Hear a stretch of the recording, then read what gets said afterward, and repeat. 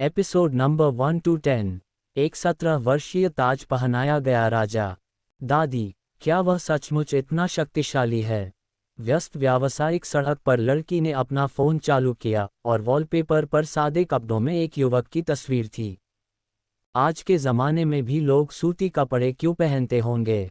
लड़की ने अपने पतले होंठ फुलाए और मन ही मन सोचा कि जब वह अगले दिन उसे देखेगी तो सबसे पहले वह उसे अपने कपड़े बदलने के लिए कहेगी। उसके बगल में खड़ी 70 वर्षीय चांदी के बालों वाली वृद्ध महिला रुकी और मुस्कुराए। मूर्ख लड़की, तुम्हें वह पसंद नहीं है, बूढ़ी औरत ने पलटकर कहा। लड़की ने अपने पतले होठों को अपने मोती जैसे सफ़ेद दांतों से काटा और उसकी साफ आंखें अनिच्छा से भरी हुई थीं। बातचीत ऐसे ही चुपचाप शुरू हुई। उसने भौहें सिकोड़ते हुए कहा, दादी, उसे देखो, वह मेरी ही उम्र का है, फिर भी उसने एक छोटे बूढ़े आदमी की तरह कपड़े पहने हैं। उसके सफ़ेद सूती कपड़े बहुत बदसूरत हैं। धृष्ट, बूढ़ी औरत ने अपने ड्रैगन स्टाफ से ज़मीन पर थपथपाया। एक जोरदार धमाके के साथ उसके पैरों के नीचे का पत्थर का स्लैब टुकड़ों में टूट गया। सड़क पर सामान बेचने वाले लोग इतने डर गए कि उनकी पैंट में पेशाब हो गया। लड़की बहुत जिद्दी थी और उसने अपना नज़रिया बदलने से इनकार कर दिया। हेदर, मैं चाहती हूँ कि तुम ये याद रखो, हो सकता है कि वह सादे कपड़े पहने हो, लेकिन ऐसी चीज़ें हैं जो आप किसी के कपड़े से नहीं बता सकते। क्या तुम जानती हो कि 3 साल पहले सीमा पर 800,000 सैनिक क्यों इकट्ठे हुए थे? बूढ़ी औरत ने गंभीरता से कहा। मुझे नहीं लगता, मुझे लगता है कि यह सीमा संघर्ष था। क्या वे अंत में पीछे नहीं हटे? लड़की गंभीर थी और वह याद करने की कोशिश कर रही थी कि क्या हुआ था। वृद्ध महिला ने यथासंभव शांत स्वर में बात की, लेकिन उसके मुंह से जो निकला उससे लोगों का खून खौल उठा। बेशक, उन्हें पीछे हटना ही था, बूढ़ी औरत ने धीरे से कहा। जब वह सीमा पर था, तो बाहर के दुश्मन पीछे हटने की हिम्मत कैसे नहीं कर सकते थे। एक साधारण सूती कपड़े ने 800,000 अभिजात वर्ग को डरा दिया। वह आर्यन है। बूढ़ी औरत ने धीरे धीरे एक रहस्य उजागर किया। ये कैसे संभव है? लड़की चिल्लाई। उसने सिर्फ एक कपड़े से 800,000 दुश्मनों को डरा दिया। वह क्या है? कोई देवता। अगर इस दुनिया में कोई ऐसा है जो देवता बन सकता है, तो वह केवल वही हो सकता है। बूढ़ी औरत थोड़ी थकी हुई थी, इसलिए वह लड़की के साथ धीरे धीरे भीड़ भरी सड़क से गायब हो गई। यदि दुनिया में कोई ऐसा व्यक्ति था जो देवता बन सकता था, तो वह उत्तरी क्षेत्र का महापुरुष आर्यन था। वह सादे कपड़ों में देवता जैसा आदमी था। उनकी महानता का वर्णन करने के लिए एक टिप्पणी ही पर्याप्त थी। दुनिया का सबसे भयानक सूती कपड़ा। बूढ़ी औरत और जवान औरत प्रेस्टन शहर की हलचल भरी सड़कों से गायब हो गईं। हजारों मील दूर विशाल महासागर में एक विशाल यात्री जहाज पूर्व की ओर जा रहा था। यात्री जहाज के दरवाजे के पास वाली सीट पर सादे कपड़ों में एक युवक बैठा था। उसकी आंखें सितारों की तरह चमक रही थीं और उसके सुंदर होठों पर हमेशा एक विनम्र मुस्कान रहती थी। सीट की भीतरी लेन पर एक दुबला पतला और कमज़ोर बूढ़ा आदमी बैठा था जो कुछ बेचैनी महसूस कर रहा था। उसका चेहरा, जो भयंकर आग से जला हुआ था, काफी क्रूर और डरावना लग रहा था। उसके होठ सूखे और फटे हुए थे तथा उसे पसीना आ रहा था। सादे कपड़ों में वह युवक आर्यन था। उसने धीरे से पूछा, सर, क्या आपको प्यास लगी है? थोड़ा सा, दुबले पतले बूढ़े आदमी ने कड़वाहट से स्वीकार किया। आर्यन ने परिचारिका को परेशान किए बिना उसे एक कप चाय थमा दी। हालांकि बूढ़े आदमी की पीने की क्षमता स्पष्ट रूप से आम लोगों की तुलना में अधिक थी। ये प्यास नहीं बल्कि बीमारी थी। यह एक दर्दनाक परिणाम के समान था। आर्यन ने बूढ़े व्यक्ति के पानी खत्म करने तक इंतजार किया और फिर पूछा, सर, क्या आपकी चोटें किसी बड़ी आग के कारण आई थीं? मैं एक फायर फाइटर हुआ करता था। 5 साल पहले प्रेस्टन में आग लग गई थी। मैं आग बुझाने के लिए अपने दस्ते के साथ वहां पहुंचा। मैं एक मजबूत इंसान हूं और मैं बुरी तरह जल जाने के बावजूद नहीं मरा। बूढ़े आदमी के होठों पर आत्महीनता भरी मुस्कान थी। आग इतनी भयानक थी कि आग की लहरें दसियों मीटर ऊंची उठीं और पूरी टुकड़ी को निगल गईं। यहाँ तक कि वह भी बुरी तरह जलकर राख हो गया। किसी व्यक्ति के लिए पहचान से परे जीना कितना क्रूर था। श्रोता के रूप में आर्यन ने बूढ़े आदमी की भड़की हुई आग के बारे में कहानी सुनी। फिर उसने देखा कि उसका कप खाली हो गया है, इसलिए वह उठकर कुछ मिनरल वाटर खरीदने चला गया। जब आर्यन ने पलट कर देखा तो सीट खाली थी। बूढ़ा आदमी सार्वजनिक वाटर हीटर के सामने खड़ा था। उसके दोनों हाथ पतले थे और उसके पास केवल 6 उंगलियां थीं। जहाज पूरे दिन चला था और उसे पानी की एक बूंद भी नहीं मिली थी। वह पहले से ही थोड़ा भूखा था। बूढ़े आदमी के पीछे काले सूट में एक मोटा आदमी खड़ा था। उसने भौहें सिकोड़ते हुए पूछा, बूढ़े आदमी, तुम किसका इंतजार कर रहे हो? मुझे खेद है, अब मेरा काम खत्म हो गया। बूढ़े का शरीर कमजोर था। उस आदमी के कहने पर उसने घबरा कर नल बंद कर दिया और जाने के लिए मुड़ा। लेकिन उस मोटे आदमी का धैर्य जवाब दे चुका था। उसने बूढ़े आदमी को धक्का देकर दूर कर दिया और जल्दी से एक क्रिस्टल कप निकालकर गर्म पानी ले आया। बूढ़े आदमी का शरीर डगमगाया और उसके हाथ से इंस्टेंट कप नूडल गिर गया, जिससे सूप पूरी जमीन पर फैल गया। गलियारे के सामने एक गोरा नौजवान बैठा था। उसके पैरों के नीचे जमीन पर इंस्टेंट नूडल्स पड़े थे। उसकी आंखें काली हो गईं और वह गुस्से से भर गया और उसने व्यंग्य करते हुए कहा, बूढ़े कुत्ते, क्या तुम मौत की तलाश में हो? तमाचा। गोरा चिट्टा युवक अचानक खड़ा हुआ और उसने बूढ़े के चेहरे पर तमाचा मार दिया। बूढ़ा आदमी कुछ कदम पीछे हट गया और लगभग जमीन पर गिर गया। सूट पहने आदमी ने मुड़कर देखा, उसका चेहरा पीला पड़ गया था। युवा मास्टर लासन, क्या आप ठीक हैं? तुम क्या सोचते हो? गोरे रंग के युवक इयान लासन ने उसकी ओर देखा। सूट पहने हुए आदमी एक अंगरक्षक था।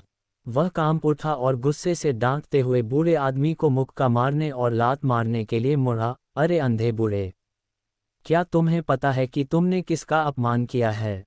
वह लासन परिवार के दूसरे युवा स्वामी थे, जो प्रेस्टन के 7 महानतम परिवारों में से एक था। प्रेस्टन में लासन परिवार की जड़ें बहुत गहरी थीं।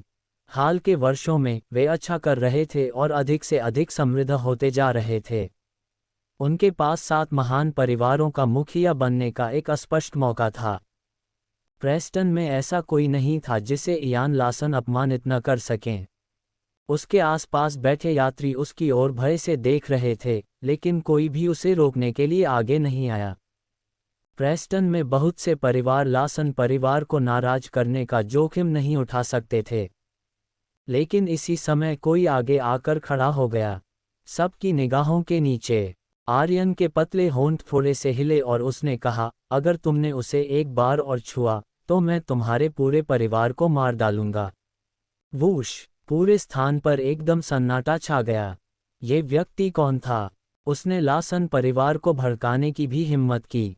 प्रेस्टन में दूसरे महान परिवार भी पूरे लासन परिवार को मिटा देने जैसी बातें कहने की हिम्मत नहीं कर सकते थे। अंगरक्षक स्तब्ध रह गया और उसकी मुट्ठी हवा में ही रुक गई।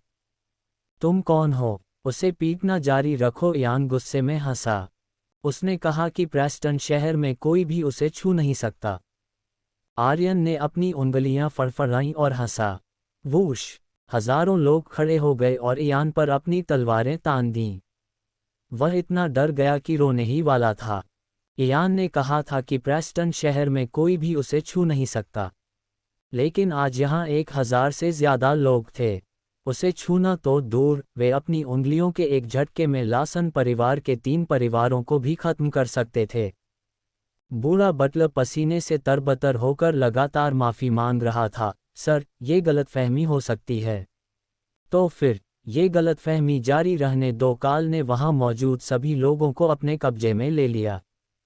3 हंसवर्थ वॉयब्लेड। आर्यन ने पलटकर एक वाक्य छोड़ते हुए कहा, इयान लासन ने गलत किया होगा, लेकिन वह निर्दोष है। कुछ ही शब्दों के साथ 1000 से अधिक लोगों ने अपनी तलवारें म्यान में रख दीं और आर्यन का अनुसरण करने लगे। कमांडर, हमारे साथ उत्तरी हैंसवर्थ वापस आइए। काल मेसन तुरंत उसके पीछे चला गया। आर्यन ने कोई जवाब नहीं दिया। चूंकि उसने प्रेस्टन लौटने का फैसला किया था, इसलिए स्वाभाविक रूप से उसके पास करने के लिए काम थे। काल ने हिचकिचाते हुए कहा, इस बार आपकी वापसी सिर्फ ताजपोशी समारोह के लिए है। समारोह के बाद, जब तक आप उत्तरी हंसवर्थ वापस लौटते हैं, हम गारंटी दे सकते हैं कि कोई भी आपको नुकसान नहीं पहुंचाएगा। मुझे चोट पहुंचाए। आर्यन रुक गया, उसके होठों पर एक हल्की मुस्कान थी। काल कड़वी मुस्कान के साथ मुस्कुराया, जैसे उसे अभी कुछ एहसास हुआ हो। हालांकि कुछ चीजें ऐसी थीं जिनमें आर्यन को बाहरी लोगों की मदद की जरूरत नहीं थी। मैं 3 लोगों को मारने के लिए राजधानी में वापस आया हूं, आर्यन ने उदासीनता से कहा।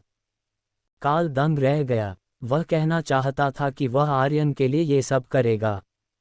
नॉर्डन हैंसवर्थ मुख्य टीम का विशेष अधिकार आश्चर्यजनक रूप से जबरदस्त था। अब जबकि आर्यन ने कुछ भी कहने से इनकार कर दिया, तो स्वाभाविक रूप से काल ने आगे पूछने की हिम्मत नहीं की। समूह ने गोदी छोड़ दी। बाहर 20 काली कारें खड़ी थीं, जो ब्रैडन की उम्र के हिसाब से थीं। प्रत्येक कार की कीमत $10 लाख से ज्यादा थी। वहां एक चांदी के बालों वाली बूढ़ी औरत ड्रैगन के सिर वाली छड़ी के साथ खड़ी थी, और उसके बगल में एक खूबसूरत लड़की खड़ी थी। उसके हल्के रंग के स्पोर्ट्सवियर ने उसके संपूर्ण फिगर को रेखांकित किया था, और उसकी लंबी टांगें विशेष रूप से आकर्षक थीं। वह लड़की हीथर सेज थी, जो प्रेस्टन की सबसे प्रतिभाशाली महिला थी। उसने ही कहा था कि कल रात आर्यन सादे कपड़ों में बदसूरत लग रहा था। दादी, हम आधे घंटे से इंतजार कर रहे हैं, उसने असंतुष्ट होकर कहा। हेदर थोड़ी असंतुष्ट थी। उसे लगा कि उसका मंगेतर, जिससे वह पहले कभी नहीं मिली थी, इतना घमंडी था कि उसे और उसकी दादी को इतने लंबे समय तक इंतजार नहीं करवा सका। बूढ़ी महिला सेज ने शांति से कहा, बस रुको। अगर तुम उसे आज नहीं देख पाए और तुमने जाने की हिम्मत की, तो मैं तुम्हारी टांगें तोड़ दूंगी। क्या वह इतना महत्वपूर्ण है? हीद मन ही मन क्रोधित थी। डॉक के विशाल निकास द्वार पर सादे कपड़े पहने आर्यन अभी अभी आया था। वह यहाँ है। बूढ़ी महिला सेज की उंगलियां कांप उठीं। ये सचमुच वही है। हीद ने भी उसे देखा, और उसने आर्यन के पीछे काले कपड़े और काले स्कार्फ पहने 1000 युवकों को भी देखा। 1000 लोग उसके साथ थे। कैसा भव्य प्रदर्शन था! वह कौन था? हेदर की आंखें जिज्ञासा से भरी थीं। वृद्धा और युवती अभी आगे बढ़े ही थे कि कुछ अप्रत्याशित घटित हुआ। पूर्व दिशा से एक अदम्य आकृति प्रकट हुई। उसका चौकोर चेहरा बालों से भरा हुआ था, और उसे ट्रिम करने के बाद वह बहुत सहज लग रहा था। उसकी बाघ जैसी आंखें गुस्से से भरी हुई थीं, और उसके हर कदम से जमीन कांप उठती थी। जब वह अपनी आभा बिखेरता था, तो सड़क किनारे खड़े लोग डरकर तमाशा देखने लगते थे। काल मेसन, आपने हद पार कर दी है। बाघ जैसी आंखों वाला यह आदमी सेंट्रल हैंसवर्थ का कमांडर जैन जिगलर था। सेंट्रल हंसवर्थ के 3 प्रांतों में 72 शहर थे, और सेंट्रल हंसवर्थ मुख्य टीम के अधिकार क्षेत्र में 80 एक विशेष ऑपरेशन टीमें थीं। हर शहर में एक टीम होती थी। विशेष ऑपरेशन टीम की जिम्मेदारियां बहुत बड़ी होती थीं। वे छोटी छोटी बातों की परवाह नहीं करते थे और आमतौर पर ज्यादा मुश्किल मामलों से निपटते थे। जब भी कोई विचित्र घटना होती थी, तो आमतौर पर विशेष ऑपरेशन टीम ही सीधे हस्तक्षेप करती थी। काल ने उसकी ओर देखा। अगर मैं सीमा पार कर जाऊं तो तुम क्या कर सकते हो? मुझे टुकड़ों में काट दोगे। आप क्यों? जैन जिगलर गुस्से से लगभग फट पड़ा। यह आदमी उसके जितना ही मशहूर था, लेकिन उसने उम्मीद नहीं की थी कि वह आज इतना बेशर्म हो जाएगा। क्या वह अपनी प्रतिष्ठा खोने की योजना बना रहा था? जैन जिगलर नाराज थे। देश के 5 महान कमांडरों में से प्रत्येक के अपने कर्तव्य हैं। उन्हें सीमा पार करने की सख्त मनाही है। जो लोग नियमों का उल्लंघन करते हैं, उनके खिलाफ रिपोर्ट दर्ज की जाएगी और उन्हें सजा दी जाएगी। क्या आप इतने अपमानजनक होने और मुझे इस तरह परेशान करने के लिए इतने दृढ़ हैं? काल ने अपनी आंखें घुमाईं और जवाब देने की जहमत नहीं उठाई। कुछ ही दूरी पर वृद्ध महिला सेज एक ड्रैगन के सिर वाली छड़ी पकड़े खड़ी थी। उसके हाथ हल्के से कांप रहे थे। काल मेसन, उत्तरी हंसवर्थ के टाइगर, और जैन जिगलर, सेंट्रल प्लेन्स के वॉरब्लेड, उसने धीमी आवाज में कहा। वे यहाँ हैं। दादी, जब दादाजी जीवित थे तो क्या उन्होंने यह नहीं कहा था कि वह एक ऐसे व्यक्ति थे जो तनिष पर्वत की चोटी पर खड़े थे? हेदर ने अपनी जीभ बाहर निकाली और कुछ और कहने की हिम्मत नहीं जुटा पाए। बूढ़ी औरत सेज ने अपने पतले होठों को सिकोड़ लिया। वह जानती थी कि ये दो बड़े लोग कितने डरावने हैं। वह ये भी जानती थी कि उनके पीछे काले स्कार्फ पहने हुए ये नौजवान कहाँ के हैं। इन दो दिग्गजों को प्रेस्टन के तथाकथित 7 महान परिवारों को मान्यता देने की भी जरूरत नहीं थी। सिर्फ एक शब्द से वे रातों रात 7 महान परिवारों को गायब कर सकते थे। उस समय कोई भी 7 महान परिवारों के लिए नहीं बोलता था और कोई भी पूछने की हिम्मत भी नहीं करता था। आर्यन पहले से ही बूढ़ी महिला सेज को देख रहा था और उसके होठों पर एक विनम्र मुस्कान दिखाई दी। उसके पतले होंठ थोड़े हिले। हमने कुछ सालों से एक दूसरे को नहीं देखा है। लिटिल सेंट्रल प्लेन्स, तुम किसे उच्च अधिकारियों को रिपोर्ट करना और दंडित करना चाहते हो? जब आर्यन ने शांति से बात की तो उसकी पीठ जैन और अन्य लोगों की ओर थी। जैन की पलकें फड़कने लगीं और उसकी आंखें भय और अविश्वास से भर गईं जब उसने सादे कपड़ों वाले आदमी की पीठ की ओर देखा। उसका चेहरा लाल हो गया और वह चिल्लाया, को सूती का पड़ा। क्या? आर्यन ने चेहरे पर हल्की मुस्कान लिए धीरे से मुड़कर देखा। जैसे ही उनका चेहरा सामने आया, जैन जिगलर, जो केंद्रीय मैदानों के 3 प्रांतों में प्रसिद्ध थे, एक घुटने पर झुके और कहा, सेंट्रल हंसवर्थ के कमांडर जैन जिगलर उत्तरी राजा की वापसी का स्वागत करते हैं। आर्यन ने अपनी उंगलियां हिलाईं और मुस्कुराकर उसे खड़े होकर बात करने का संकेत दिया। जैन ने अपना सिर खुजलाया। कुछ दिन पहले एक अफवाह फैली थी कि तुम वापस आ रहे हो। मुझे इस पर यकीन नहीं हुआ। मुझे उम्मीद नहीं थी कि तुम सच में वापस आओगे। आप और मैं दोनों कमांडर हैं। इतना विनम्र होने की कोई ज़रूरत नहीं है। आर्यन आगे बढ़ा। जैन का चेहरा पीला पड़ गया। मध्य मैदान के तीनों प्रांतों में सबसे ताकतवर आदमी आज चादर की तरह पीला पड़ गया था। उसे लगा कि आर्यन आज उससे असंतुष्ट है। जैन ने अपनी तलवार निकाली और एक घुटने पर बैठ गया। उसने दोनों हाथों से काली तलवार को अपने सिर के ऊपर उठाया। उसकी बाघ जैसी आंखें आग की लपटों से जलती हुई लग रही थीं जब उसने धीमी आवाज में कहा, हंसवर्थ के 5 महान सेनापति उत्तरी राजा की कमान में हैं। अगर वे मर जाते हैं तो वे उत्तर की युद्ध आत्मा बन जाएंगे, हमेशा हंसवर्थ के खूबसूरत पहाड़ों और नदियों की रक्षा करेंगे, विदेशी दुश्मनों से लड़ेंगे और सीमाओं की रक्षा करेंगे। उत्तरी हंसवर्थ का कमांडर काल होना चाहिए था। ब्रैडन की अचानक वापसी ने संकेत दिया कि वह बिना किसी मान्यता और उपाधि के नहीं रह सकता था। अन्यथा उत्तर में 10 लाख काले बख्तरबंद अभिजात वर्ग में से कोई भी इससे सहमत नहीं होगा। इसलिए जब आर्यन उत्तरी हंसवर्थ का कमांडर बना तो काल एक बच्चे की तरह खुश हुआ। आर्यन ने उसे अनदेखा कर दिया और बूढ़ी महिला सेज की ओर चल दिया। इसके बाद उसने जो कहा उससे सभी हैरान रह गए। दादी, आर्यन के होंठ हिले। 4 पूरी दुनिया से कहो कि मैं उसकी जीवन भर रक्षा करूंगा। आह मेरे प्यारे आर्यन, तुम्हारा वजन कम हो गया है और तुम लंबे हो गए हो। इस समय बूढ़ी महिला फूट फूट कर रोने लगी और आर्यन के गाल को छू लिया। उसे अपने सामने पड़े बच्चे पर तरस आ रहा था।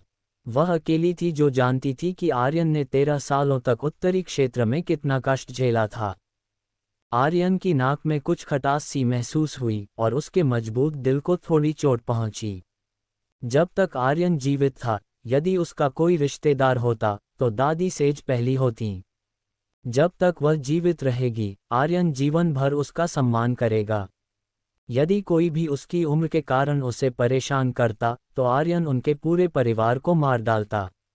कार्ल मेसन ने चुपके से जैन जिगलर को ऊपर खींच लिया और वे दोनों धीमी आवाज में बात करने लगे।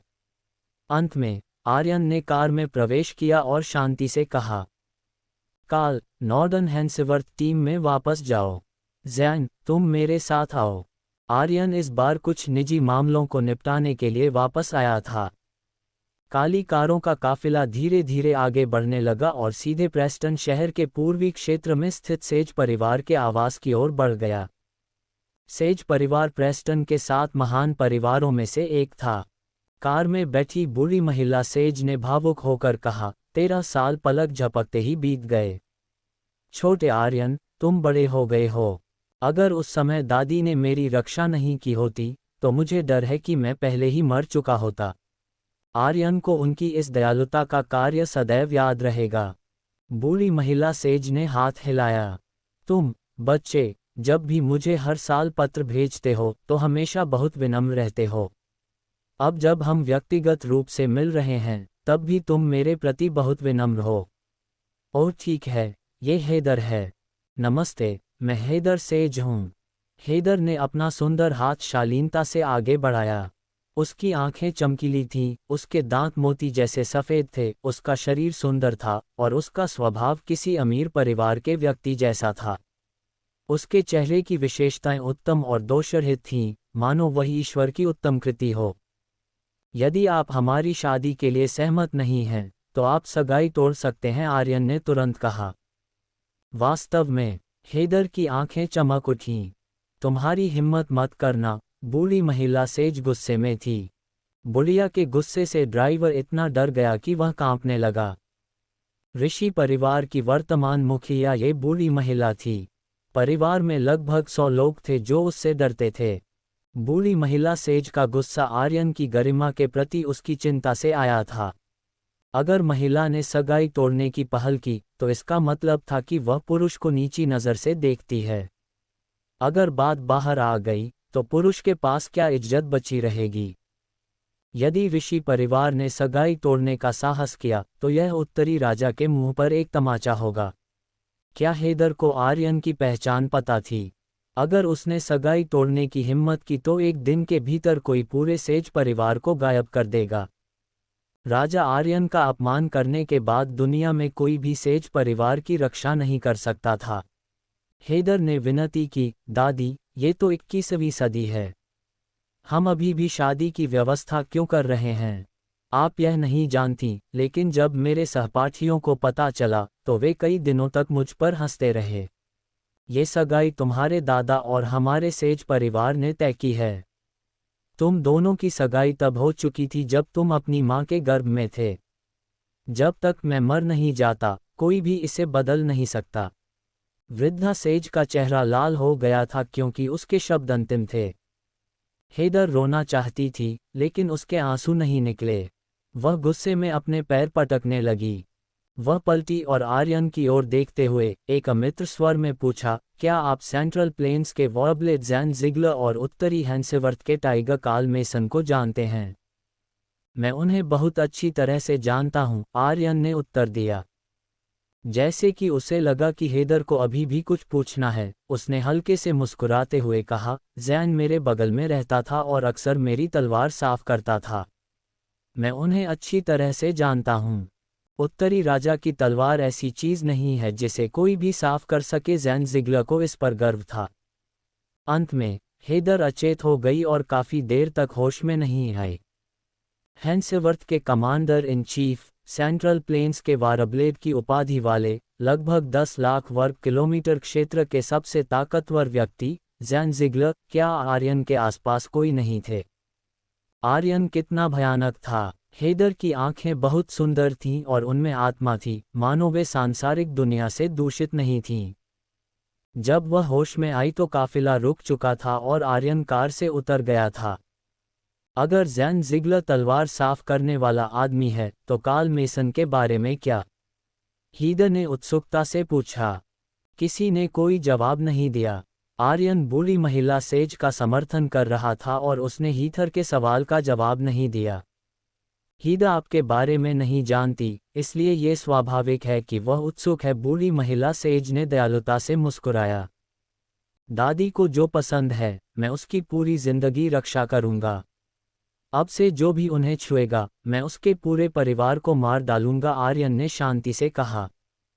ये बच्चा बुढ़िया साधु का उसे डांटने का दिल नहीं हुआ। आर्यन ने अपने जीवन में कभी भी खोखले शब्द नहीं बोले थे। दुनिया में कोई भी उसे छूने की हिम्मत नहीं करेगा। आर्यन के पतले होंठ थोड़े हिले। ज़ैन, मेरे नाम पर दुनिया को ये घोषणा करो कि यह लड़की वही है जिसे मैं बचाना चाहता हूँ। अब से, चाहे वह प्रेस्टन में हो या विदेश में, उत्तरी राजा की तलवार जहाँ भी होगी, उसी क्षण उतरेगी जब वह घायल होगी। समझा? ज़ैन ज़िगलर अदृश्य रहना पसंद करेंगे। हेदर अभी कार से उतरी ही थी और यह सुनकर दंग रह गई। वह आदमी जिसके साथ उसकी सगाई बचपन से ही तय हो चुकी थी, क्या वह सचमुच इतना शक्तिशाली था? हेदर की आंखें संदेह से भरी थीं, लेकिन वह एक मूर्ख युवती नहीं थी। वह जो जानती थी उसके अनुसार, जब आर्यन ने कई साल पहले प्रेस्टन छोड़ा था, तो उसे बहुत कष्ट सहना पड़ा था। जब वृद्धा ऋषि वापस लौटी तो पूरा ऋषि परिवार उनका स्वागत करने के लिए बाहर आया। ऋषि परिवार मन ही मन बहुत उत्साहित था। जिस व्यक्ति को लेने के लिए बुढ़िया अपनी राह से हटकर जा रही थी, वह निश्चित रूप से एक महत्वपूर्ण अतिथि था। वह परोपकारी व्यक्ति था जो ऋषि परिवार को मृतकों में से वापस ला सकता था। जब आर्यन प्रकट हुआ तो सेज परिवार दंग रह गया। बूढ़ी औरत वास्तव में एक युवक को लेने गई थी। सभी ने सोचा कि जिस व्यक्ति को वह उठा रही है वह कोई बड़ा आदमी होगा जो उस बूढ़ी महिला की ही उम्र का होगा। किसने सोचा होगा कि वह सचमुच इतना युवा व्यक्ति था? सेज परिवार की 5वीं पीढ़ी के सभी लोग युवा थे। चिकने बाल और गुलाबी चेहरे वाला एक युवक ब्रैडन के चेहरे को ऐसे देख रहा था जैसे उसने कोई जाना पहचाना चेहरा देखा हो। आर्यन, वह चौंक गया। वूश, भीड़ स्तब्ध थी। उनमें से बहुत कम लोग इस बात पर यकीन कर पा रहे थे कि जो बच्चा प्रेस्टन को उस समय दयनीय हालत में छोड़कर चला गया था, वह वापस आ गया है। वह जीने से थक गया होगा। एक अंडाकार चेहरे वाली लड़की स्नेहपूर्वक आगे आए और तुरंत बोली, दादी, ये सिर्फ आर्यन है। आपको उसका स्वागत करने की क्या ज़रूरत थी? आपको बस इतना करना था कि आदेश दें और हमारे घर से किसी को भेजें। दादी, आप आर्यन को वापस ले आईं। ये मुसीबत है। सूट पहने हुए आदमी बाकी सभी से अधिक उम्र का था। ये शब्द हेरोल्ड सेज के थे, जो सेज परिवार के सीधे वंशजों में सबसे बड़े बेटे थे। उन्हें आर्यन की बिल्कुल भी परवाह नहीं थी और उन्होंने खुलेआम ये शब्द कहे थे। जहां तक सेज परिवार की 5वीं पीढ़ी के प्रत्यक्ष वंशजों की बात है, तो उनके सभी नाम एच अक्षर से शुरू होते थे। वे सभी सीधे रक्त संबंधी वंशज थे और उनकी स्थिति और व्यवहार अलग अलग थे। सिर्फ उनकी दैनिक जेबखर्च शाखा परिवार के वंशजों की तुलना में 3 से 5 गुना ज्यादा थी। ऐसे धनी परिवार में बच्चे अधिक थे, इसलिए नियम भी अधिक थे। हेरोल्ड के शब्दों से सेज परिवार के कई सदस्यों ने सहमति व्यक्त की। वर्तमान सेज परिवार अतीत से अलग था। उन्हें बाहरी मदद की तत्काल आवश्यकता थी। उस समय, जब बूढ़ी महिला ने ब्रैडन की रक्षा की थी, तो उसने पहले ही परिवार को नाराज कर दिया था। तब से 10 साल से अधिक समय बीत चुका था और हर कोई इसे भूल चुका था। अब चूंकि बूढ़ी महिला आर्यन को वापस ले आई थी, ये परिवार के चेहरे पर एक तमाचा था। इसलिए, यह कोई बुद्धिमानी भरा निर्णय नहीं था और एक परित्यक्त बच्चे के लिए इतना त्याग करना उचित नहीं था। टकराना। वृद्ध महिला सेज अपनी ड्रैगन सिर वाली छड़ी पर झुक गई और सारा शोर बंद हो गया। तुम्हें लगता है कि लिटिल आर्यन एक समस्या है? उसने हेरोल्ड से सीधे पूछा। हाँ, हेरोल्ड ने सीधे मुद्दे पर आकर कहा, परिवार में एक आंतरिक संघर्ष था। आर्यन का नाम वंशावली से हटा दिया गया था और उसे परिवार की पैतृक कब्र में नहीं दफनाया जा सकता। दादी, मुझे यकीन है कि आप जानती होंगी कि 13 साल पहले हुई कार दुर्घटना कोई दुर्घटना नहीं थी। यह इसलिए हुआ क्योंकि वे आर्यन को मारना चाहते थे। हालांकि, आपने उसकी रक्षा की और परिवार के 3 नेताओं को नाराज किया। जारी रखना। वृद्ध महिला भावशून्य थी। हेरोल्ड ने कहा, सबसे अच्छी योजना यह है कि सगाई रद्द कर दी जाए, आर्यन को भगा दिया जाए और परिवार को उससे निपटने दिया जाए। उनके शब्दों ने गुप्त रूप से कई ऋषि परिवार के सदस्यों को अपना सिर हिलाने पर मजबूर कर दिया। ये वास्तव में सबसे अच्छी योजना थी। तुम कमीने, सेज परिवार के सभी पुरुष अभी तक मरे नहीं हैं। हमें परिवार से क्यों डरना चाहिए? बुढ़िया गुस्से में थी। उसके दिल से दुख निकल रहा था और उसकी आंखें निराशा से भरी हुई थीं। इस पीढ़ी के वंशजों में से कोई भी बहुत उपयोगी नहीं था। उसने गहरी आवाज में कहा, छोटा आर्यन सेज परिवार का दामाद है, हीथर का भावी पति। वह सेज परिवार का आधा सदस्य है। जब तक मैं जिंदा हूं, कोई भी उसे धमका नहीं सकता। हेरोल्ड ने अपनी भौहें सिकोड़ लीं और अपना मुंह बंद कर लिया। वह बूढ़ी औरत से बात करने की हिम्मत नहीं जुटा पाया। ज़ैन ज़िगलर की आंखें ठंडी थीं। उसने धीरे से अपनी तलवार की मूठ पर हाथ रखा।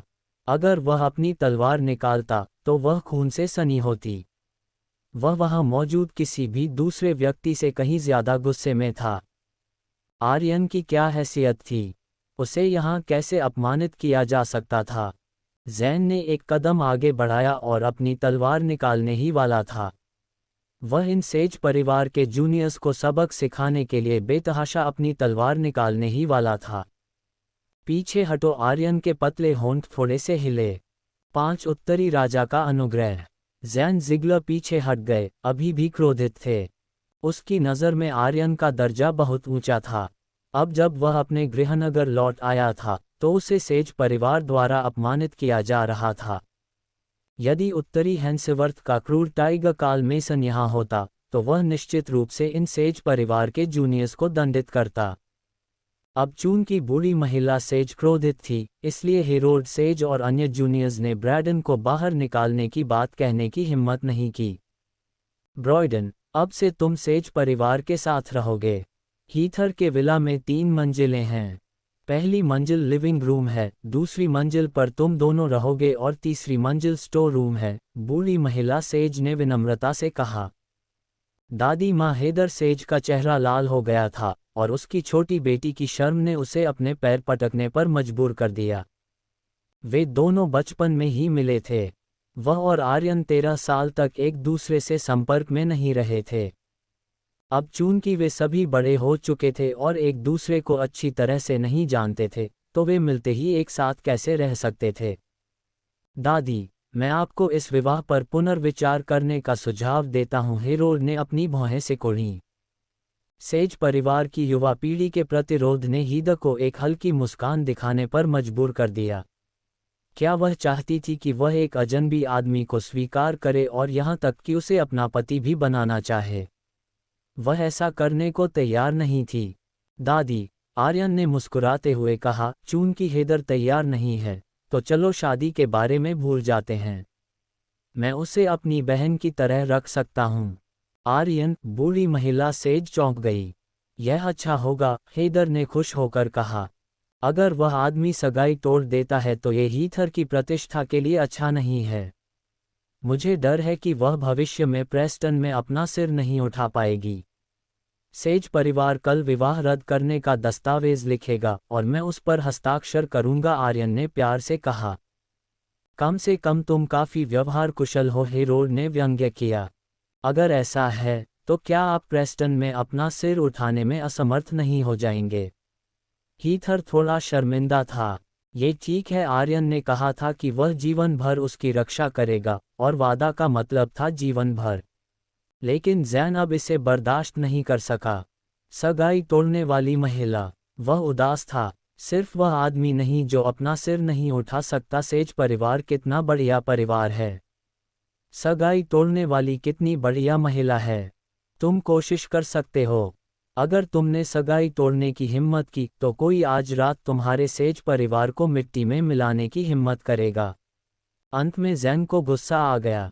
उसके सामने ये लोग कुछ ज्यादा ही थे। आर्यन उत्तर में स्थित था और उत्तर के लाखों सैनिक इसे आस्था के रूप में मानते थे। आर्यन का अपमान करना उत्तरी क्षेत्र के 10 लाख काले कवचधारी कुलीनों और 5 महान कमांडरों का अपमान करने के बराबर था। इस अपमान को खून से धोना ही था। यदि सेज परिवार की युवती ने सगाई तोड़ने का साहस किया तो दक्षिणी हंसवर्थ के कमांडर गॉर्डन लोव, जिसका उपनाम स्पिरिट स्वॉर्ड था, रात में सेज परिवार पर हमला करने का साहस करेगा। स्पिरिट स्वॉर्ड गॉर्डन लोव वर्तमान पीढ़ी के एक प्रतिभाशाली तलवारबाज थे। वह ब्रैडन की ही उम्र के थे और कम उम्र में ही प्रसिद्ध हो गए थे। वह एक ठंडे व्यक्तित्व के साथ पैदा हुए थे और एक समय ब्रैडन के साथ थे। उन्हें उत्तरी राजा के पक्ष में सबसे भयानक शाही रक्षक के रूप में जाना जाता था। अगर गॉर्डन को पता होता कि आर्यन को यहाँ अपमानित किया जा रहा है, तो भले ही ज़ैन और काल हाथ मिला लें, वे उसे रोक नहीं पाएंगे। ज़ैन के शब्दों से सेज परिवार की युवा पीढ़ी नाराज हो गई। अधिकांश युवा लोग जोशीले और जोश से भरे हुए थे। हेरोल्ड ने ठंडे स्वर में चिल्लाते हुए कहा, तुम अपने आप को क्या समझते हो? क्या तुम जानते हो कि यह जगह क्या है? तुम्हें ये कहने की हिम्मत किसने दी कि तुम सेज परिवार को खत्म करना चाहते हो? धृष्ट, बुढ़िया सेज ने गुस्से से डांटा। ज़ैन की आंखें ठंडी थीं। मैं कौन हूँ? सेंट्रल हैंसवर्थ का कमांडर ज़ैन ज़िगलर। क्या मैं तुम्हारे सेज परिवार को नष्ट करने के लिए पर्याप्त हूँ? कार्ल मेसन, उत्तरी हंसवर्थ के कमांडर। क्या मैं आपके सेज परिवार को खत्म करने के लिए काफ़ी हूँ? सेज परिवार के घर के प्रवेश द्वार पर काले कपड़े पहने एक युवक दिखाई दिया। ये काल था, जो अपने पीछे 1000 आदमियों के साथ चल रहा था। वे सभी काले स्कार्फ और काले सोने की तलवारें पहने हुए थे। आधुनिक समाज में आग्नेयास्त्रों के युग में क्या ठंडे हथियारों का उपयोग करना नुकसानदेह था? आवश्यक रूप से नहीं। मार्शल कलाकारों के लिए आग्नेयास्त्र डराने वाले हो सकते हैं, लेकिन 10 मीटर की दूरी के भीतर उनके पास निशाना लगाने का भी समय नहीं होगा। स्पेशल ऑपरेशन टीम के सदस्यों को कम नहीं आंका जा सकता। वे सभी कुलीन थे और लंबे समय से वहां मौजूद थे। उन्होंने जो भी चीजें संभाली वे सभी अप्राकृतिक और अलौकिक घटनाएं थीं। जबकि सेज परिवार अभी भी अचंभित था, दक्षिण से एक ठंडी और भावहीन आवाज आई, दक्षिणी हंसवर्थ के कमांडर गॉर्डन लोवे। क्या मैं आपके सेज परिवार को नष्ट करने के लिए पर्याप्त हूँ? हरे वस्त्र पहने गॉर्डन लोव अपने हाथ में म्यान लिए क्षितिज से टहलते हुए आए। पश्चिम से एक उदासीन पुरुष की आवाज आई, पश्चिमी हंसवर्थ के कमांडर ब्रान गोल्डमैन। क्या मैं आपके सेज परिवार को नष्ट करने के लिए पर्याप्त हूँ? 7 फीट लंबे उस आदमी के सुंदर चेहरे पर एक शांत मुस्कान थी। पश्चिम से आते समय उसकी काली टोपी हवा में लहरा रही थी। वेस्टर्न हैंसवर्थ का मार्क्विस ब्रान गोल्डमैन एक बहुत ही दुष्ट व्यक्ति था जिसका दिमाग लगभग किसी राक्षस के जैसा था। इस समय 5 महान सेनापतियों में से 4 आ चुके थे। ब्रैडन को पता था कि ईस्टर्न हंसवर्थ के कमांडर यहाँ क्यों नहीं थे। हालांकि काल अभी भी यहाँ था। वह गुप्त रूप से अंधेरे में लोगों का नेतृत्व कर रहा था, जो ब्रैडन की उम्मीद से परे था। हेरोल्ड और अन्य सभी लोग दंग रह गए।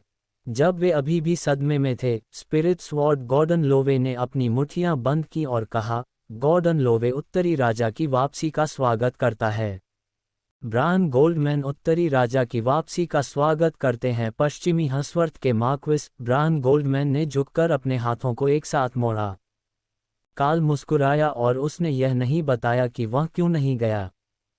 वे सभी आर्यन के बहुत करीब थे और एक दूसरे को बहुत अच्छी तरह से जानते थे। केवल हेरोल्ड और अन्य लोगों को ही लगा कि उनके सिर सुन्न हो गए हैं।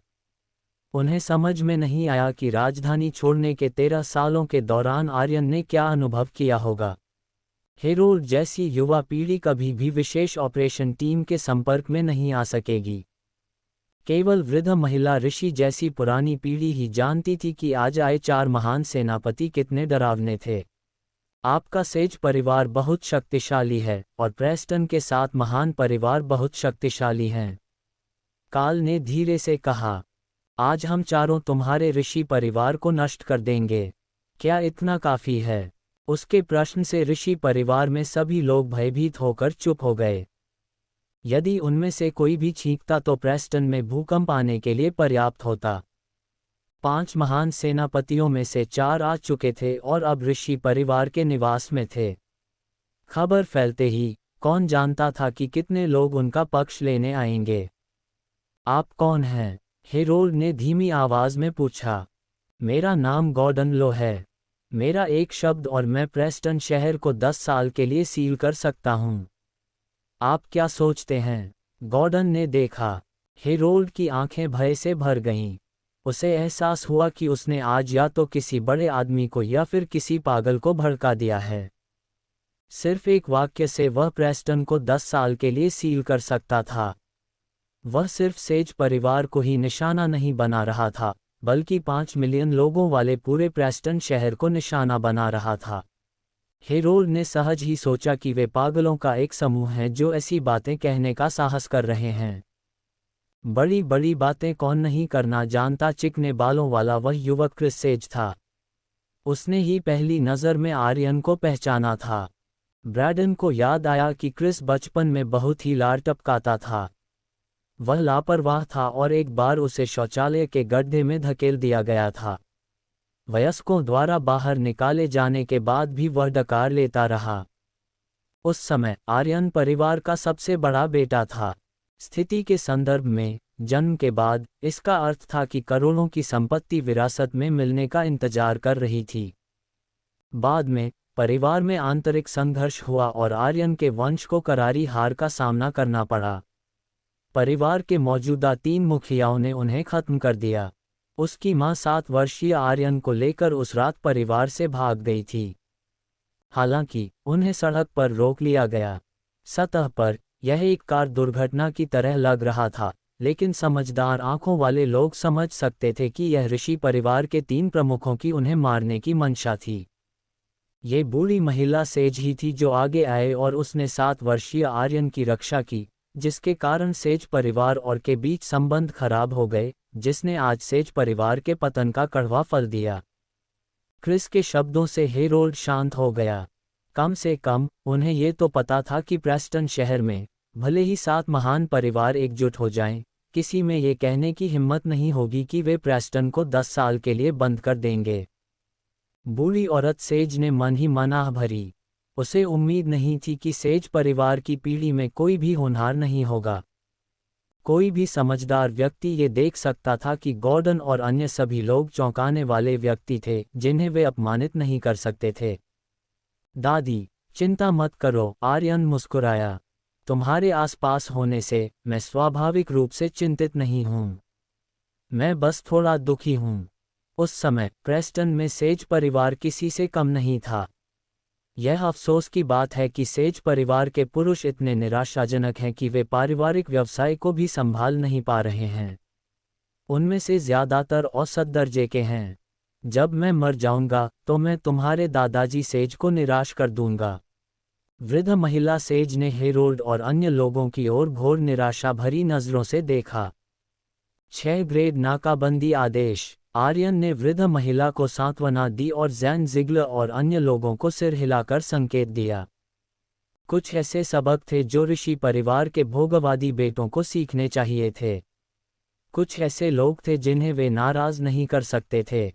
आर्यन इस अवसर का लाभ उठाकर ये देखना चाहता था कि सेज परिवार को किस प्रकार की कठिनाइयों का सामना करना पड़ा है, और वह स्वाभाविक रूप से उनकी मदद करेगा। क्रिस सेज के शब्दों ने 4 कमांडरों को उकसाया था। जैन ने पलटकर देखा और उसके काले कपड़े भी उसके चलने के साथ साथ लहरा रहे थे। उसकी कलाई पर बंधी काली घड़ी आधुनिक तकनीक की समृद्ध आभा बिखेर रही थी। ये वह संचार उपकरण था जिसे विशेष अभियान दल में शामिल सभी लोगों को पहनना पड़ता था, टीम लीडर से लेकर अतिरिक्त सदस्यों तक। मुख्य टीम के जरिए वे 3 सेकंड के भीतर अपनी स्थिति पर लॉक हो सकते थे। इसका उपयोग छवि संचरण, वीडियो प्रक्षेपण, ध्वनि संचार और अन्य सभी कार्यों के लिए किया जा सकता है। जैन ने आदेश देने के लिए भी इस प्रकार के कलाई घड़ी संचारक का उपयोग किया। उसने अपनी घड़ी चालू की और एक चौकोर प्रोजेक्शन स्क्रीन दिखाई दी। दूसरी तरफ सेंट्रल हेंसेवर्थ मुख्यालय का कार्यालय भवन था। इस कार्यालय भवन का फर्श 1000 वर्ग मीटर से अधिक था। वहां मौजूद सभी 70 लोग खड़े हो गए और बोले, कमांडर, चेतावनी जारी करें। जैन ने अपना हाथ हिलाया और बोला। कार्यालय भवन में मौजूद 70 से अधिक लोग हैरान रह गए। एक आकर्षक युवती ने भयभीत होकर कहा, कमांडर, क्या हम वाकई एक चेतावनी जारी करने जा रहे हैं? आपको ये जानना होगा कि यह, क्या मुझे अपना ऑर्डर दोबारा देना होगा? जैन ने उसकी ओर ठंडी निगाहों से देखा। उस आकर्षक युवती का नाम क्वीनी क्रॉस था। उसका चेहरा पीला पड़ गया और उसने थोड़ी शिकायत के साथ अपना सिर नीचे कर लिया। मैं हिम्मत नहीं कर पाऊंगी। अलर्ट ऑर्डर सक्रिय होने के बाद हर कोई मार्शल लॉ की स्थिति में प्रवेश करेगा। यह आदेश नागरिकों के बीच प्रसारित नहीं किया जाएगा, लेकिन ड्रैगन गार्ड स्टैंड बाय पर रहेंगे। ब्रायन गोल्डमैन ने ठहाका लगाया। एक अलर्ट आदेश, ये तो कुछ ज्यादा ही है, कार्ल मेसन ने मजाकिया लहजे में कहा। अरे कमांडर मेसन, मनमोहक युवती क्वीनी मन ही मन चौंक गई।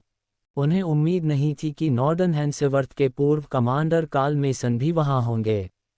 छोटी क्वीनी, क्या तुम मुझे नहीं पहचानती? ब्रायन गोल्डमैन मुस्कुराए। वेस्टर्न हेंसेवर्थ के कमांडर सर ब्रायन गोल्डमैन। क्वीनी की आंखें सुस्त थीं।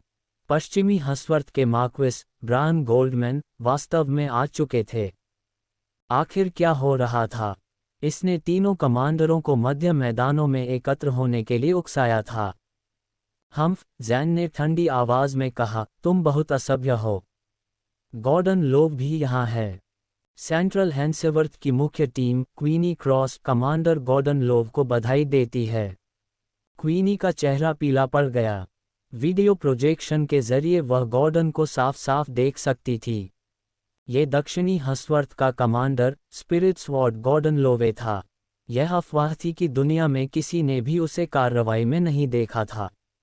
जिन लोगों ने उसे अपनी तलवार का इस्तेमाल करते देखा था, वे मूल रूप से मर चुके थे। यहाँ तक कि ऐसी अफवाहें भी फैलीं कि सेंट्रल हंसवर्थ के कमांडर जैन जिगलर और उत्तरी हंसवर्थ के कमांडर कार्ल मेसन भी गॉर्डन लोव को नहीं रोक सके। ऐसी भी अफवाहें थीं कि गॉर्डन उत्तर में पैदा हुआ था और उसने इस क्षेत्र के सभी कमांडरों का दमन कर दिया था। यदि उन्हें 5 कमांडरों के बीच अंतर का क्रम बताना हो तो वह गॉर्डन लोव नेता होंगे। लेकिन क्वीनी को संदेह इस बात पर हुआ कि गॉर्डन के बगल में सादे कपड़ों में खड़ा युवक कौन था। क्वीनी को लगा कि भयभीत करने वाला स्पिरिट स्वॉर्ड गॉर्डन लोव सादे कपड़े वाले युवक से थोड़ा डरा हुआ लग रहा था। जैन ने भौहें सिकुड़ी। एक चेतावनी आदेश जारी कर दिया गया है। इसे तुरंत लागू करें। हाँ सर। क्वीनी को एहसास हुआ कि हंसवर्थ के 4 महान कमांडर ड्रैगन सिटी में एकत्र हुए थे। ड्रैगन सिटी के आकाश में संभवतः कुछ बड़े परिवर्तन होने वाले थे। मजेदार बात यह थी कि क्रिस सेज और अन्य युवा लोगों को यह नहीं पता था कि क्या हो रहा है और उन्होंने ड्रैगन गार्ड्स के बारे में कभी सुना भी नहीं था। केवल आर्यन मुस्कुरा रहा था। यह मामला यहीं खत्म हो जाएगा।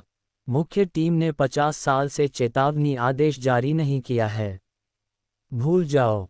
जैसे ही आर्यन ने अपना मुंह खोला, चारों कमांडरों की आवाज निकालने की हिम्मत नहीं हुई। ये थी उत्तर के अधिपति की शक्ति। क्वीनी मुश्किल स्थिति में थी, उसे समझ नहीं आ रहा था कि किसकी बात सुने। कम से कम वह सेंट्रल हेंसेवर्थ की मुख्य टीम का हिस्सा थी, इसलिए उसे जैन जिगलर के आदेशों को सुनना चाहिए था। कौन जानता था कि क्वीनी की हिचकिचाहट जैन को नाराज कर देगी। वह गुर्राया, क्या तुमने उसकी बात नहीं सुनी? जैसा उसने कहा वैसा करो। अगर मैं भविष्य में कभी भी तुम में से किसी में इस तरह की हिचकिचाहट देखूं, तो अपनी इच्छा से अपना इस्तीफा दे दो। कार्यालय भवन में मौजूद 70 से अधिक लोग अचंभित थे। सादे कपड़ों में ये युवक कौन था? कमांडर, वह कौन है? क्वीनी ने हिम्मत जुटाकर पूछा। सूती कपड़े। शर्मिंदगी महसूस करते हुए जैन ने बातचीत बंद कर दी। आर्यन और 3 अन्य कमांडर उसके बगल में खड़े थे। जैन की नज़र में उसके अधीन इन लोगों का प्रदर्शन थोड़ा असहनीय हो रहा था। चमकदार रोशनी वाले कार्यालय भवन में क्वीनी ने खुद से कहा, सूती कपड़े। मैंने उसके बारे में कभी नहीं सुना। नहीं, ये वही है। क्वीनी की आंखें आश्चर्य से भर गईं और पूरे कार्यालय भवन में सन्नाटा छा गया। 70 से अधिक लोग एक दूसरे को आश्चर्य से देख रहे थे और उनकी आंखों में डर का भाव था जिसे छिपाया नहीं जा सकता था। पूरी दुनिया में किसने खुद को सूती वस्त्र कहने की हिम्मत की? केवल उसे, उत्तर का अधिपति, वह व्यक्ति जिसे मानव जगत में देवता कहा जा सकता है। केवल वही, उत्तरी राजा, उत्तरी क्षेत्र में एक किंवदंती। उसे 17 वर्ष की आयु में राजा की उपाधि दी गई थी और वह गौरव से भरा हुआ था। मुझे डर है कि वह अकेला ऐसा व्यक्ति है जो 4 महान कमांडरों को उसका स्वागत करने के लिए सचेत कर सकता है, क्वीनी ने कांपती आवाज में कहा। बहन क्वीनी, वह कौन है? उसके बगल में बैठा एक युवा नवागंतुक था। कुर्सी पर बैठे एक बूढ़े आदमी ने धीमी आवाज में कहा, उत्तरी राजा आर्यन। ये वही है। युवक के हाथ कांपने लगे और उसने अपनी आवाज धीमी कर ली। मैंने पिछले हफ्ते गोपनीय फाइलें छांट ली थीं। इमारत की 9वीं मंजिल पर रखी सारी फाइलें उसी के बारे में हैं। मैं भी 9वीं मंजिल पर जाकर फाइलें नहीं देख सकती, तुम्हें तो छोड़ ही दीजिए। क्वीनी की आंखें तीखी हो गईं। युवक ने जल्दी से बताया, पिछले हफ्ते मेरा तबादला अभिलेखागार विभाग में कर दिया गया। जब मैंने सभी फाइलें चेक की तो 9वीं मंजिल धूल से भरी हुई थी। कुछ फाइलें फटी हुई थीं। मैंने उन्हें छांटने के बाद ही देखा। युवक को स्पष्टीकरण देना पड़ा, अन्यथा उसे परिणाम भुगतने होंगे। क्वीनी ने उसे घूर कर देखा। इस जगह पर कुछ बातें लापरवाही से नहीं कही जा सकतीं। अगर वह कोई शब्द देख भी ले तो उसे लीक करने की इजाज़त नहीं थी। एक चेतावनी आदेश जारी किया जा चुका था और यह निस्संदेह ड्रैगन सिटी के लिए एक झटका था। एक चेतावनी आदेश। प्रेस्टन शहर के पूर्व में स्टीव जेवियर ने गुस्से में कहा, टीम के सभी सदस्यों को वापस बुलाओ। चेतावनी आदेश। क्या टीम लीडर, क्या गलत ऑर्डर दिया गया है? तीनों डिप्टी टीम लीडरों के हाव भाव में भारी परिवर्तन आ गया। उनके पास इस पर सवाल उठाने के अलावा कोई विकल्प नहीं था। एक चेतावनी आदेश 50 साल से जारी नहीं हुआ था। ये केवल एक बार 51 साल पहले जारी हुआ था। इससे पता चला कि चेतावनी आदेश कितना भयावह था। स्टीव का चेहरा उदास था। यह मुख्य टीम के कमांडर जैन जिगलर द्वारा दिया गया आदेश है। इसमें कोई गलती नहीं है। कितनी देर तक? किसी की आवाज़ कांप उठी। स्टीव की आवाज़ भारी थी जब उन्होंने कहा, जब तक एक चेतावनी आदेश लागू रहेगा तब तक इसे सील कर दिया जाएगा। अगर चेतावनी आदेश नहीं हटाया गया तो इसे हमेशा के लिए सील कर दिया जाएगा। 7 ऋषि परिवार में बाघ की दहाड़। उसी समय ड्रैगन सिटी की सड़कें ऐसे लोगों से भरी हुई थीं जो देखने में तो साधारण लगते थे लेकिन थे नहीं। उनमें से प्रत्येक ने विंडब्रेकर पहना हुआ था, लेकिन उनकी कमर पर तलवार थी। ये तलवारें लोहे को मिट्टी की तरह काट सकती थीं, और एक तलवार बनाना सैकड़ों राइफल बनाने से ज़्यादा मुश्किल था। हर तलवार पर एक निशान था। ऋषि परिवार के आंगन में। आर्यन, क्या आपका काम पूरा हो गया? हेरोल्ड सेज थोड़ा नाराज था। क्या? आर्यन ने नज़र घुमाई। ईमानदारी से कहूँ तो तुम्हारे जैसे अभिनेताओं की कीमत सिर्फ $200 प्रतिदिन है। मैं सड़क किनारे जाकर एक साथ सैकड़ों लोगों को काम पर रख सकता हूँ, क्रिस सेज ने झल्लाते हुए कहा। आर्यन, तुम कितने कंजूस हो। तुम अपनी बड़ाई करने के लिए कुछ और लोगों को भी नहीं रख सकते। कम से कम और लोगों को रखकर तुम खुद को अच्छा दिखा सकते हो। ये 4 लोग कैसे काफ़ी हैं? क्रिस, जो एक अमीर प्लेबॉय था, इस तरह से व्यवहार कर रहा था कि ऐसा लग रहा था कि उसने आर्यन की छोटी छोटी चालों को पहचान लिया है। वहां उपस्थित सेज परिवार के वंशजों को स्वाभाविक रूप से गॉर्डन लोव की बातों पर विश्वास नहीं हुआ। उन्होंने यहां तक कहा था कि वे प्रेस्टन को 10 साल के लिए सील कर देंगे, लेकिन अब ऐसा लग रहा है कि यह पूरी तरह से फर्जी था। बुढ़िया सेज गुस्से से बेहोश सी हो गई। उसकी नज़र में सेज परिवार के वंशज आज बहुत बदनाम थे। क्रिस और परिवार के बाकी अमीर लोग वास्तव में यह नहीं समझ पाए कि वहां मौजूद लोग कितने डरावने थे। ब्रायन गोल्डमैन ने चंचलता से मुस्कुराते हुए कहा, मुझे उम्मीद नहीं थी कि मैं, ब्रायन गोल्डमैन, वेस्टर्न हंसवर्थ का मार्क्विस, पलक झपकते ही $200 प्रतिदिन का अभिनेता बन जाऊंगा। कितना दिलचस्प है। जैन जिगलर और अन्य लोगों ने कुछ नहीं कहा। यह मजाक होगा यदि वे क्रिस और बाकी अमीर प्लेबॉय के साथ उनकी स्थिति के बारे में बहस करें। अगले ही पल क्रिस के हाथ में एक नया आईफोन था। ये भी नोवेउ रिच गोल्ड के रंग का था, जो उसके फॉपिश व्यक्तित्व से बिल्कुल मेल खाता था। क्या हो रहा है? सिग्नल क्यों नहीं आ रहा है? क्रिस ने अपने मोबाइल फ़ोन की स्क्रीन पर देखा। दोनों कार्डों के सिग्नल गायब थे। मेरे फोन का भी सिग्नल चला गया है, हेरोल्ड सेज ने कहा। मेरा भी, क्या ये कोई समस्या हो सकती है? युवा लोगों का समूह धीमी आवाज में चर्चा कर रहा था। किसी को भी यकीन नहीं हो रहा था कि इसका आर्यन से कोई लेना देना है। उस समय आर्यन एक आवारा कुत्ते की तरह दयनीय स्थिति में राजधानी से चला गया था। भले ही वह ड्रैगन सिटी में वापस आ गया था, लेकिन कोई भी उसकी कद्र नहीं करता था। किसी ने भी नहीं सोचा होगा कि आर्यन के पास ड्रैगन सिटी में वायरलेस सिग्नल को अवरुद्ध करने की क्षमता थी। हेरोल्ड ने सहज भाव से आर्यन की ओर देखा और कहा, आर्यन, क्या ये तुमने किया? मुझे नहीं लगता कि आप आदेश से परिचित हैं। इस आदेश का पूरा नाम चेतावनी आदेश है और इसे स्थानीय कमांडर द्वारा व्यक्तिगत रूप से जारी और पुष्टि किया जाना चाहिए। एक बार इसकी पुष्टि हो जाने पर सभी 72 क्षेत्रों को सील कर दिया जाएगा, आर्यन ने हल्की मुस्कान के साथ कहा। पूरा स्थान शांत था। हेरोल्ड दंग रह गया। क्रिस भी अविश्वास में था। उन्हें स्पष्ट रूप से याद आया कि अभी अभी आर्यन ने कहा था कि वह नहीं चाहता कि चीजें हाथ से निकल जाएं, इसलिए केवल एक क्षेत्र को सील करना ही पर्याप्त होगा। उन्होंने कभी किसी डिवीजन के कमांडर होने के बारे में नहीं सुना था। इससे भी अधिक विचित्र बात यह थी कि कमांडर का अधिकार इतना भयानक था। इसलिए आर्यन का दर्जा स्पष्ट रूप से उपस्थित 4 लोगों से ऊंचा था। कार्ल मेसन और अन्य 3 लोग आर्यन के सामने वास्तव में आज्ञाकारी थे। तो फिर आर्यन की पहचान क्या थी? वे सभी उसे उत्तरी राजा कहते थे, जिससे हेरोल्ड का सिर सुन्न हो गया। सेज परिवार का सबसे बड़ा पोता आखिरकार होश में आया। उसे एहसास हुआ कि उसने आज सचमुच एक बड़े आदमी को नाराज कर दिया है। 13 साल तक राजधानी छोड़ने के बाद एक बार फिर वापस लौटे आर्यन को पता था कि परिवार उसे बर्दाश्त नहीं कर सकता, फिर भी वह वापस आ गया। निश्चित रूप से उसमें आत्मविश्वास था। आर्यन, जो वापस लौट आया था, एक चौंकाने वाली आकृति में बदल गया था, जिसकी उन्होंने कल्पना भी नहीं की थी। हेरोल्ड ने अपने पतले होठों को कसकर बंद कर लिया। वह जानता था कि उसकी दादी के यहाँ होने से आर्यन उनके लिए मुश्किलें खड़ी नहीं करेगा। ज्यादा से ज्यादा वह उन्हें सबक सिखाएगा। हेरोल्ड ने खुद को बचाने का फैसला किया। चूंकि क्रिस और बाकी लोग खुद को बेवकूफ़ बनाना चाहते थे, इसलिए वह उनकी इच्छा पूरी करेगा। हेरोल्ड अकेला व्यक्ति नहीं था जिसने देखा कि कुछ गड़बड़ है।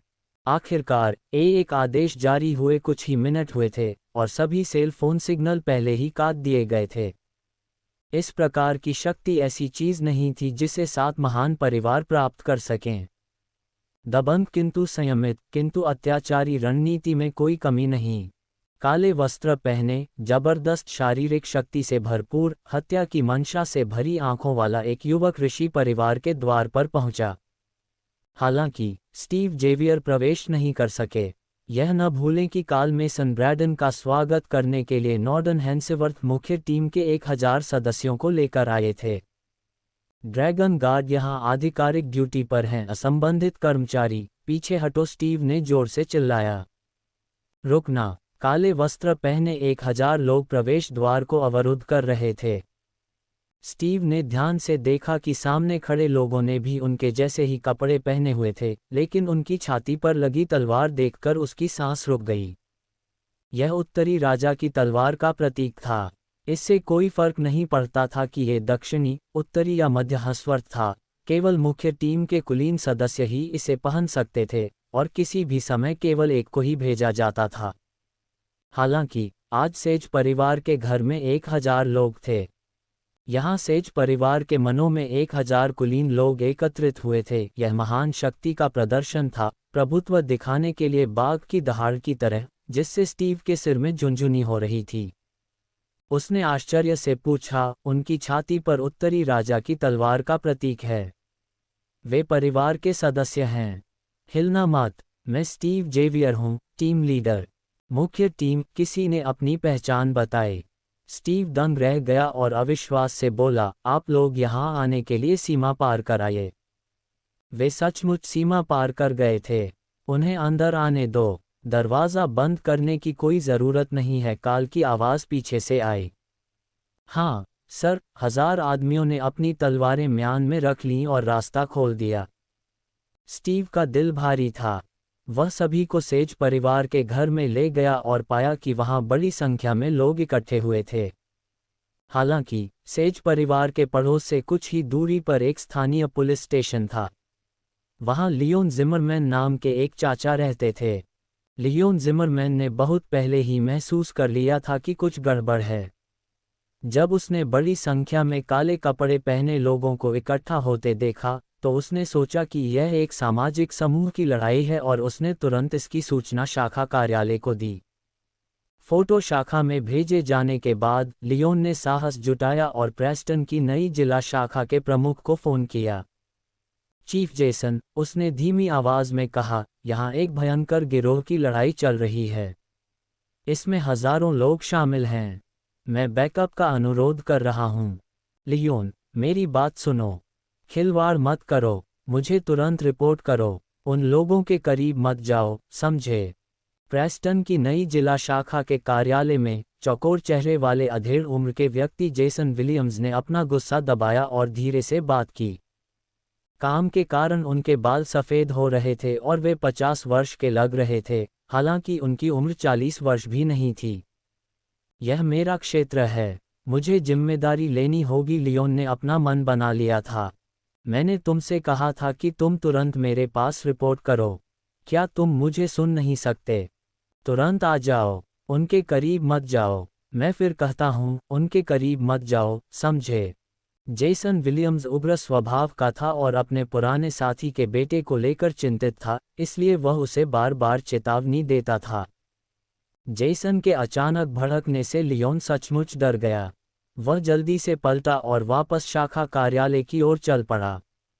जेसन ने फोन रख दिया और लियोन द्वारा भेजी गई तस्वीरों को देखा। तस्वीरें गुप्त रूप से ली गई थीं। वहां 100 से ज्यादा लोग काले कपड़े पहने हुए थे, खास तौर पर उनकी छाती पर तलवार थी। इससे वह बुदबुदाने लगा, उत्तरी राजा की तलवार। वह वापस आ गया है। 8 शर्मनाक। जेसन विलियम्स ने अपने हाथ पीछे रखे और खिड़की के बाहर डूबते हुए खूनी लाल सूरज को देखा। वह काफी देर तक अचंभित रहा। जब ब्रैडन वापस लौटा तो कई लोगों को इसकी जानकारी मिली। जब जेसन को पहले गुप्त सूचना मिली तो वह चौंक गया। उसने सोचा भी नहीं था कि इतना बड़ा शख्स कभी शहर में आया होगा।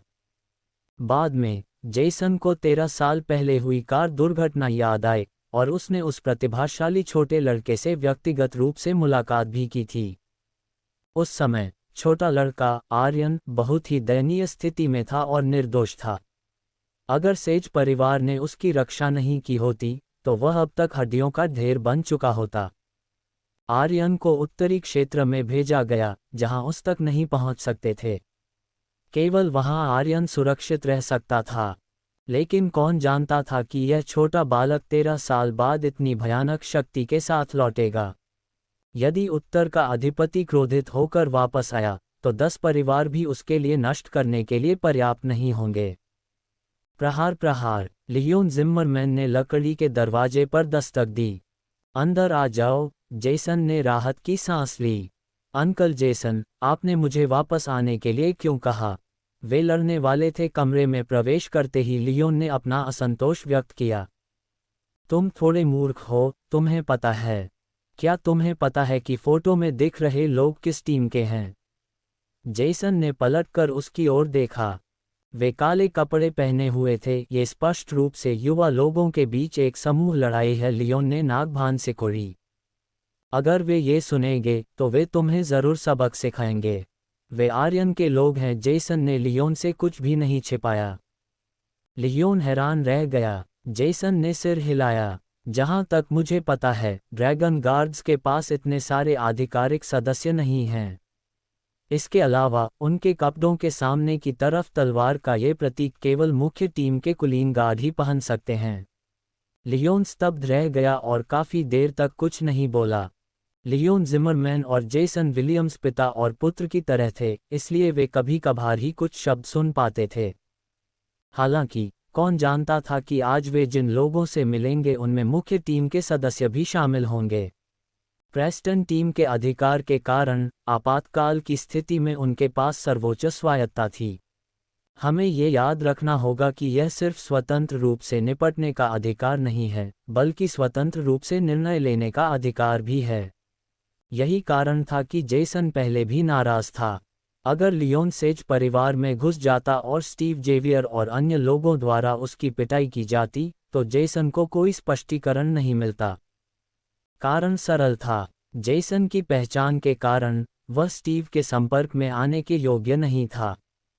यदि उनकी कोई राय हो तो वे इसकी रिपोर्ट कर सकते हैं। अंतिम परिणाम शायद ये होगा कि प्रतिक्रिया समुद्र में फेंके गए पत्थर की तरह होगी। स्टीव जेवियर बिल्कुल भी चिंतित नहीं होंगे। इस छोटी सी घटना का सेज परिवार पर कोई प्रभाव नहीं पड़ा। सभी सदस्य आ चुके थे। हेरोल्ड सेज और बाकी युवा लोग पीछे मुड़े। क्या तुम्हें मदद मिली? क्रिस सेज ने बड़बड़ाते हुए कहा। चुप रहो, हेरोल्ड की नज़र तेज हो गई। क्रिस को झटका लगा। उसे समझ नहीं आया कि हेरोल्ड अचानक से उस पर क्यों झल्ला रहा है, और वह तुरंत नाराज हो गया। स्टीव आगे आया और वह और भी ज्यादा डरावना लग रहा था। उसने अपनी मुट्ठियां बांध ली और झुक गया। Steve Xavier chief team leader Jan Ziegler का अभिवादन करते हैं। सेंट्रल प्लेन्स के वॉरब्लेड जैन जिगलर मुख्य टीम लीडर थे। क्या आपको ऑर्डर मिल गया है? कार्ल मेसन ने आलस से अपनी पीठ तान दी। कमांडर कार्ल मेसन, ये पहली बार था जब स्टीव ने उन्हें व्यक्तिगत रूप से देखा था। जैन के अलावा स्टीव ने इंट्रानेट पर केवल 5 कमांडरों की तस्वीरें देखी थीं। उसके पास किसी अन्य जानकारी तक पहुंच नहीं थी। स्टीव की खोपड़ी सुन्न हो गई। उत्तरी हैंसेवर्थ का खूंखार बाग कार्ल मेसन भी यहाँ था। ऐसा लग रहा था कि वाकई कुछ बड़ा हुआ है। एक ऑर्डर ने दोनों कमांडरों को सतर्क कर दिया था, इसलिए वह स्टीव उन लोगों के साथ केवल छोटे मोटे काम ही कर सकता था जिन्हें वह साथ लेकर आया था।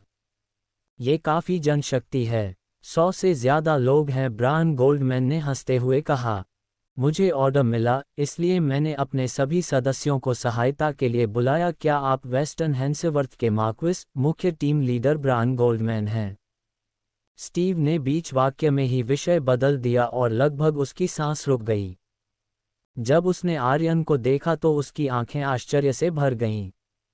गॉर्डन लोव ने धीरे से सिर हिलाया और कुछ नहीं कहा। हालांकि स्टीव ने अहंकारी होने की हिम्मत नहीं की और पूछने की पहल की। स्टीव जेवियर मुख्य टीम लीडर गॉर्डन लोवे को बधाई देते हैं। क्या आप लोगों का काम पूरा हो गया? सेज परिवार में 30 से ज़्यादा जूनियर थे। अंडाकार चेहरे वाली लड़की में सेज के चेहरे पर झायां थीं और उसके चेहरे पर घृणा की गहरी भावना थी। वह किसका मंगेतर है? क्या मंगेतर को अपने मंगेतर को नियंत्रित नहीं करना चाहिए? क्या अमीर होने का दिखावा करना और अजनबियों के एक समूह को आमंत्रित करके सभी प्रकार की अजीब बातें कहना मज़ेदार है? उसने शत्रुता के भाव के साथ कहा। यह तुम्हारा कोई काम नहीं है। हीथर सेज ने अपनी भौहें सिकोड़ लीं। स्टीव ने भौहें सिकोड़ीं। इससे कोई फर्क नहीं पड़ता कि आपको यह मज़ेदार लगता है या आप अज्ञानी हैं। एक आदेश पहले ही जारी हो चुका है। चूंकि यह सेज परिवार के घर पर हुआ था, इसलिए उन सभी को जब्त कर लो। तुम्हें ऐसा करने का अधिकार किसने दिया? मैंने विरोध में चीख कर कहा। उसके प्रतिरोध और अनुचित उपस्थिति के साथ, यदि वह लियोन जिमरमैन होता, तो वह केवल असहाय होकर इसे सहन कर सकता था और इसे सौहार्दपूर्ण ढंग से हल करने का प्रयास कर सकता था। हालांकि मे के गुस्से के बदले में उसे एक लंबी, काली युद्ध तलवार दी गई। वूश! उन्होंने अपनी तलवारें निकाली और जहां भी ब्लेड इशारा करता, एक ठंडी चमक चमक उठती। उसकी बाघ जैसी आंखें दृढ़ संकल्प से भरी थीं और उसका पूरा शरीर जानलेवा आभा से भरा हुआ था। वे किसी को भी कम नहीं आंकते थे, न ही अपनी सतर्कता में ढील देते थे। तुम लोग क्या कर रहे हो? मैं थोड़ा घबरा गई। जो लोग सहयोग नहीं करेंगे उन्हें मौके पर ही मार दिया जाएगा। स्टीव ने ठंडे स्वर में जवाब दिया। हेरोल्ड और अन्य लोग उसके शब्दों से हैरान रह गए। यहाँ तक कि लियोन और अन्य लोगों को भी ऐसा कहने का अधिकार नहीं था, है ना? कौन इतना लापरवाह होने की हिम्मत करेगा? कार्ल का चेहरा चंचल था और वह हर काम निर्णायक ढंग से करता था। बस उन्हें सबक सिखाओ, लेकिन किसी को चोट मत पहुंचाओ, उसने जम्हाई लेते हुए कहा। स्टीव को कुछ समझ नहीं आया। आदेश पहले ही जारी हो चुका था, लेकिन अब उन्हें लोगों को नुकसान पहुंचाने की अनुमति नहीं थी। इसका क्या मतलब था? स्टीव के अनुमान के अनुसार आज रात खून बहेगा। आखिरकार उन्होंने आदेश जारी किया था। प्रेस्टन की टीम ने सभी को हरा दिया, इसलिए मैंने अब और कोई तमाशा करने की हिम्मत नहीं की। वह बस रोती रही और दयनीय दिख रही थी। कितना शर्मनाक है, हेदर ने नाक भान से कुड़ी। हीदर, मेरे लिए चीज़ें मुश्किल मत बनाओ। अगर चीज़ें हाथ से निकल गईं तो ये तुम्हारे या आर्यन के लिए अच्छा नहीं होगा। तुम गुंडों के एक समूह के साथ किसे डराने की कोशिश कर रही हो। अगर मैं मर गया तो तुम में से कोई भी जिम्मेदारी से बच नहीं पाएगा। मैंने रोते हुए कहा, युवती, तुम्हें एक बात याद रखनी होगी। जो भी तुम्हारे रास्ते में आएगा उसे मार दिया जाएगा, चाहे तुम कोई भी हो। जो लोग विरोध करेंगे उन्हें मौके पर ही मार दिया जाएगा, इसलिए यदि आप मर भी गए तो भी आप व्यर्थ ही मरेंगे, समझे? काल मुस्कुराते हुए आगे आया। मे को अपने दिल की गहराइयों से डर महसूस हुआ और उसने काल की ओर ऐसे देखा जैसे वह शैतान को देख रही हो। नौ डरावने मार्शल आर्टिस्ट न केवल मे सेज डरी हुई थी, बल्कि क्रिस सेज और बाकी युवा पीढ़ी भी डरी हुई थी। बगल में आर्यन ने आगे बढ़कर हेदर सेज का हाथ पकड़ लिया। उसका ठंडा और नर्म हाथ उसके हाथ के चारों ओर लिपटा हुआ था। हेदर, जिसने अपने जीवन में कभी विपरीत लिंग के साथ ऐसा अंतरंग संपर्क नहीं किया था, शर्मिंदगी में अपने पैर पटकने लगी। छोड़ दो। मुझे याद है जब हम छोटे थे, तुम बहुत लंबे थे। तुम मेरे पीछे पीछे चलते थे और अक्सर मुझे भाई आर्यन कहकर बुलाते थे। आर्यन ने ठहाका लगाया। हेदर का चेहरा लाल हो गया और वह शर्मिंदा महसूस करने लगी। आर्यन उसे ले गया और बोला, बस उन्हें सबक सिखाओ। सेज परिवार को चोट मत पहुंचाओ। मैं उनका 2 जीवन ऋणी हूं। रोजर कार्ल मेसन ने अपने हाथों को कप के आकार में बनाया। अगले ही क्षण आर्यन के चले जाने के बाद चारों कमांडरों ने अपना असली रूप प्रकट कर दिया। इस दुनिया में एकमात्र व्यक्ति जो 4 महान कमांडरों को झुका सकता था, वह राजा आर्यन था। बाहरी लोगों की नज़र में उत्तरी हेंसवर्थ के क्रूर टाइगर कार्ल मेसन को भड़काने की हिम्मत कौन करेगा? आज सेज परिवार में न केवल उन्हें उकसाया गया, बल्कि उन्हें ऐसा करने के लिए मजबूर भी किया गया। क्या वे सचमुच सोचते थे कि कार्ल मेसन मिट्टी से बना था? वूश! कार्ल की काली टोपी उसके पीछे लहरा रही थी, जिससे उसकी बेल्ट पर लगी गहरी लाल म्यान दिखाई दे रही थी। जब उसने चाकू की लकड़ी की मूठ पकड़ी तो उसके शरीर से एक भयानक जानलेवा आभा निकली। हेरोल्ड सेज और अन्य लोगों को सांस लेने में कठिनाई हो रही थी, जैसे कि उन्हें एक भयंकर जानवर घूर रहा हो, और उनके पैर कांपने से खुद को नहीं रोक पा रहे थे।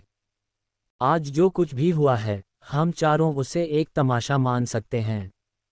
हालांकि मैं चाहता हूं कि आप इसे याद रखें। उसे अपमानित नहीं किया जा सकता। जो भी उसे अपमानित करने की हिम्मत करेगा, मैं उसे मार डालूंगा। कार्ल ने अपने बाएं हाथ में कृपाण पकड़ी और उसे बाहर निकाला। वूश! वहां एक चमकदार ब्लेड लाइट थी जो चकाचौंध कर देने वाली थी। उसके पीछे एक नकली छोटा पहाड़ था जो 8 मीटर ऊंचा था, जिसमें पानी की कलकल करती धारा थी। फिर वह चमकदार ब्लेड लाइट चमक कर गुजर गई। जैसे ही उसने अपनी तलवार म्यान में डाली, कार्ल ने अपनी जानलेवा आभा वापस ले ली। नकली पहाड़ 2 भागों में विभाजित हो गया। 8 मीटर ऊंचे नकली पहाड़ को आधे हिस्से में काट दिया गया। क्या सचमुच किसी मनुष्य में इतनी भयानक युद्ध शक्ति हो सकती है? हेरोल्ड इतना डर गया कि उसका दिल धड़कना बंद हो गया।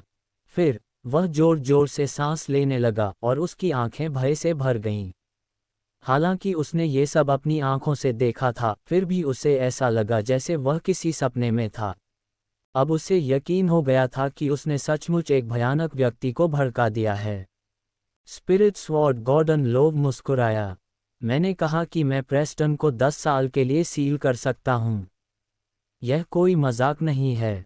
चाहे आप मेरी बात पर विश्वास करें या नहीं, सेज परिवार को पता होना चाहिए कि जिस दिन महिला सगाई तोड़ने की हिम्मत करेगी, उसी दिन मैं, गॉर्डन लो, आपके पूरे सेज परिवार का वध कर दूंगा। इसके बाद गॉर्डन ने अपनी चाल चली।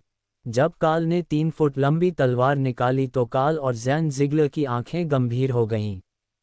बूढ़े लो की तलवार अब और भी अधिक डरावनी है, ब्रायन गोल्डमैन ने आह भरी। वूश! 3 फुट लंबा ये ब्लेड दुनिया में खड़ा था और दुनिया के सभी दुश्मनों को काट देगा। ये गॉर्डन लो की तलवार थी। तलवार की रोशनी आसमान में उड़ गई। तलवार की रोशनी गायब होने के बाद लंबी तलवार वापस म्यान में चली गई और गॉर्डन गायब हो गया। नकली पहाड़ तुरंत एक ही आकार के 72 टुकड़ों में टूट गया। उनमें से हर एक व्यक्ति जितना ऊंचा था और वे बड़े करीने से जमीन पर गिर गए। इस तलवार से ही स्पिरिट स्वॉर्ड गॉर्डन लोव का आतंक देखा जा सकता था। काल के मुंह का कोना फड़क उठा और उसने मन ही मन उसे कोसा। इस पागल व्यक्ति की ताकत इतनी जल्दी बढ़ गई थी। आप इंसान हैं या भूत? क्रिस सेज ने कांपते हुए पूछा। इस दुनिया में कुछ लोग आम लोगों से अलग हैं और विशेष ऑपरेशन टीम का कर्तव्य इन लोगों को डराना है, स्टीव जेवियर ने ठंडे स्वर में जवाब दिया। ब्रायन गोल्डमैन और जैन जिगलर मुड़े और चले गए। वे आज सिर्फ आर्यन को देखने आए थे। यदि ब्रैडन ने सेज परिवार की रक्षा नहीं की होती तो चाहे वह जैन, काल या गॉर्डन हो, वे तीनों निश्चित रूप से इस स्थान पर सभी का वध करने का साहस करते। जाहिर है, ब्रायन और अन्य सभी मार्शल कलाकार थे। मार्शल कलाकार एक विशेष समूह थे। समाज में उनके और बॉक्सिंग ग्रैंडमास्टर्स या बॉक्सिंग चैंपियन के बीच कोई तुलना नहीं थी। काल और अन्य लोगों के चेहरे पर जानलेवा आभा देखकर ही यह कहा जा सकता था कि वे निश्चित रूप से सैन्य मार्शल कलाकार थे जिन्होंने क्रूर हत्याओं का अनुभव किया था। सेज परिवार की संपत्ति में पूर्व की ओर एक विला था। आंगन ऑर्किड से भरा हुआ था और ऑर्किड की हल्की सुगंध फैल रही थी। छोड़ दो मुझे, बदमाश हेदर की आंखें निर्दयी थीं। आर्यन इन अनियमित शीर्षकों की परवाह न करते हुए हल्के से मुस्कुराए। छोटे आर्यन, अब से तुम यहीं रहोगे, बूढ़ी महिला सेज ने धीरे से कहा। दादी, यह मेरा घर है, हेदर चिंतित थी। वह ब्रैडन को यहाँ कैसे रहने दे सकती थी? चूंकि बूढ़ी महिला सेज ने पहले ही यह निर्णय ले लिया था, इसलिए हेदर को विरोध करने का कोई अधिकार नहीं था जब तक कि वह बाहर न रहती हो। दादी, मुझे आज परिवार के पास वापस जाना है, आर्यन ने कड़वाहट से मुस्कुराया। छोटे आर्यन, 13 साल हो गए हैं, बूढ़ी औरत ने आह भरी। लेकिन आर्यन ने जवाब दिया, हालांकि 13 साल हो गए हैं, लेकिन मैं उस बरसात की रात को नहीं भूल सकता जब मेरी माँ घुटनों के बल बैठी थी और उनसे मुझे जाने देने की भीख मांग रही थी। उन लोगों की आंखों में निर्दयी नज़र और वह गरजता हुआ ट्रक जो मेरी माँ को कुचल कर चला गया और खून 10 मीटर दूर तक बहता हुआ, मैं इसे कभी नहीं भूलूंगा। बहुत ही शांत स्वर में आर्यन ने उसे बताया कि राजधानी छोड़ने से पहले बरसात की रात में उसे क्या अनुभव हुआ था। उस रात 7 वर्षीय आर्यन को निराशा का स्वाद चखना पड़ा। उस रात उन्हें और उनकी माँ लॉरा क्विन को पृथ्वी के छोर तक खदेड़ा गया। आर्यन खून के झगड़े को कैसे छोड़ सकता था? हेदर की आंखें चिंता से भरी हुई थीं। कोई भी जल्दबाजी में काम मत करो। परिवार अब पहले वाला परिवार नहीं रहा। हीदर सही कह रही है। परिवार साल दर साल आगे बढ़ता जा रहा है। कई साल पहले वे पहले से ही 7 महान परिवारों में सबसे ऊपर थे। लासन परिवार कई सालों से उनके साथ प्रतिस्पर्धा कर रहा है, लेकिन वे अभी भी परिवार की स्थिति को हिला नहीं सकते हैं। बूढ़ी महिला सेज ने उसे याद दिलाया। छोटी हीदर, अब अतीत के नहीं रह गए हैं। लेकिन मैं, आर्यन, अब अतीत का भी नहीं हूँ। आर्यन ने अपने हाथ पीठ के पीछे रखे और गर्व से कहा। वह आर्यन, वह 7 साल का बच्चा नहीं था जो वह 13 साल पहले बारिश में था। आज जो आदमी लौटा था वह उत्तर का युद्ध देवता, राजा आर्यन था। जैसे जैसे रात ढलती गई, आर्यन बाघ की तरह चलने लगा।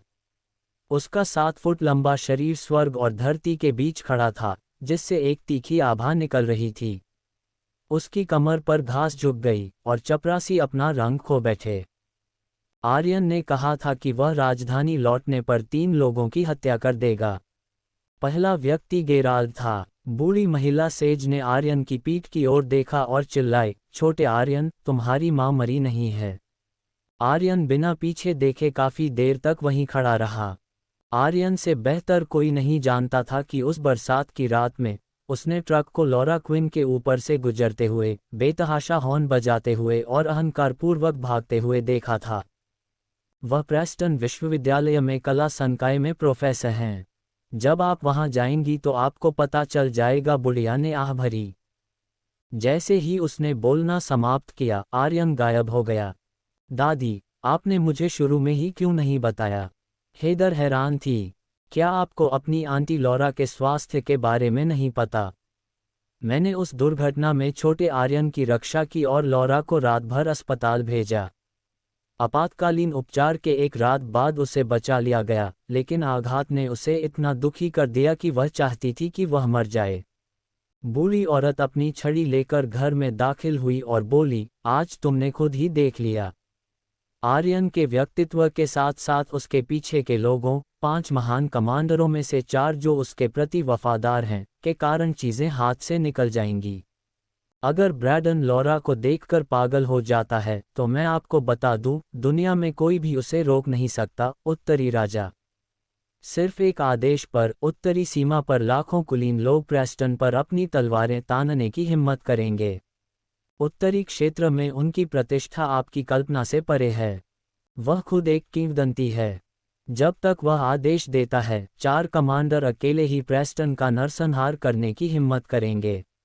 बूढ़ी महिला के शब्दों ने हेदर को सचमुच डरा दिया। 10 प्रेस्टन यूनिवर्सिटी। प्रेस्टन की इस प्रतिभाशाली लड़की को बस इतना पता था कि उसकी दादी उसके मंगेतर की प्रशंसा इस तरह कर रही थी कि वह दुनिया में अद्वितीय है।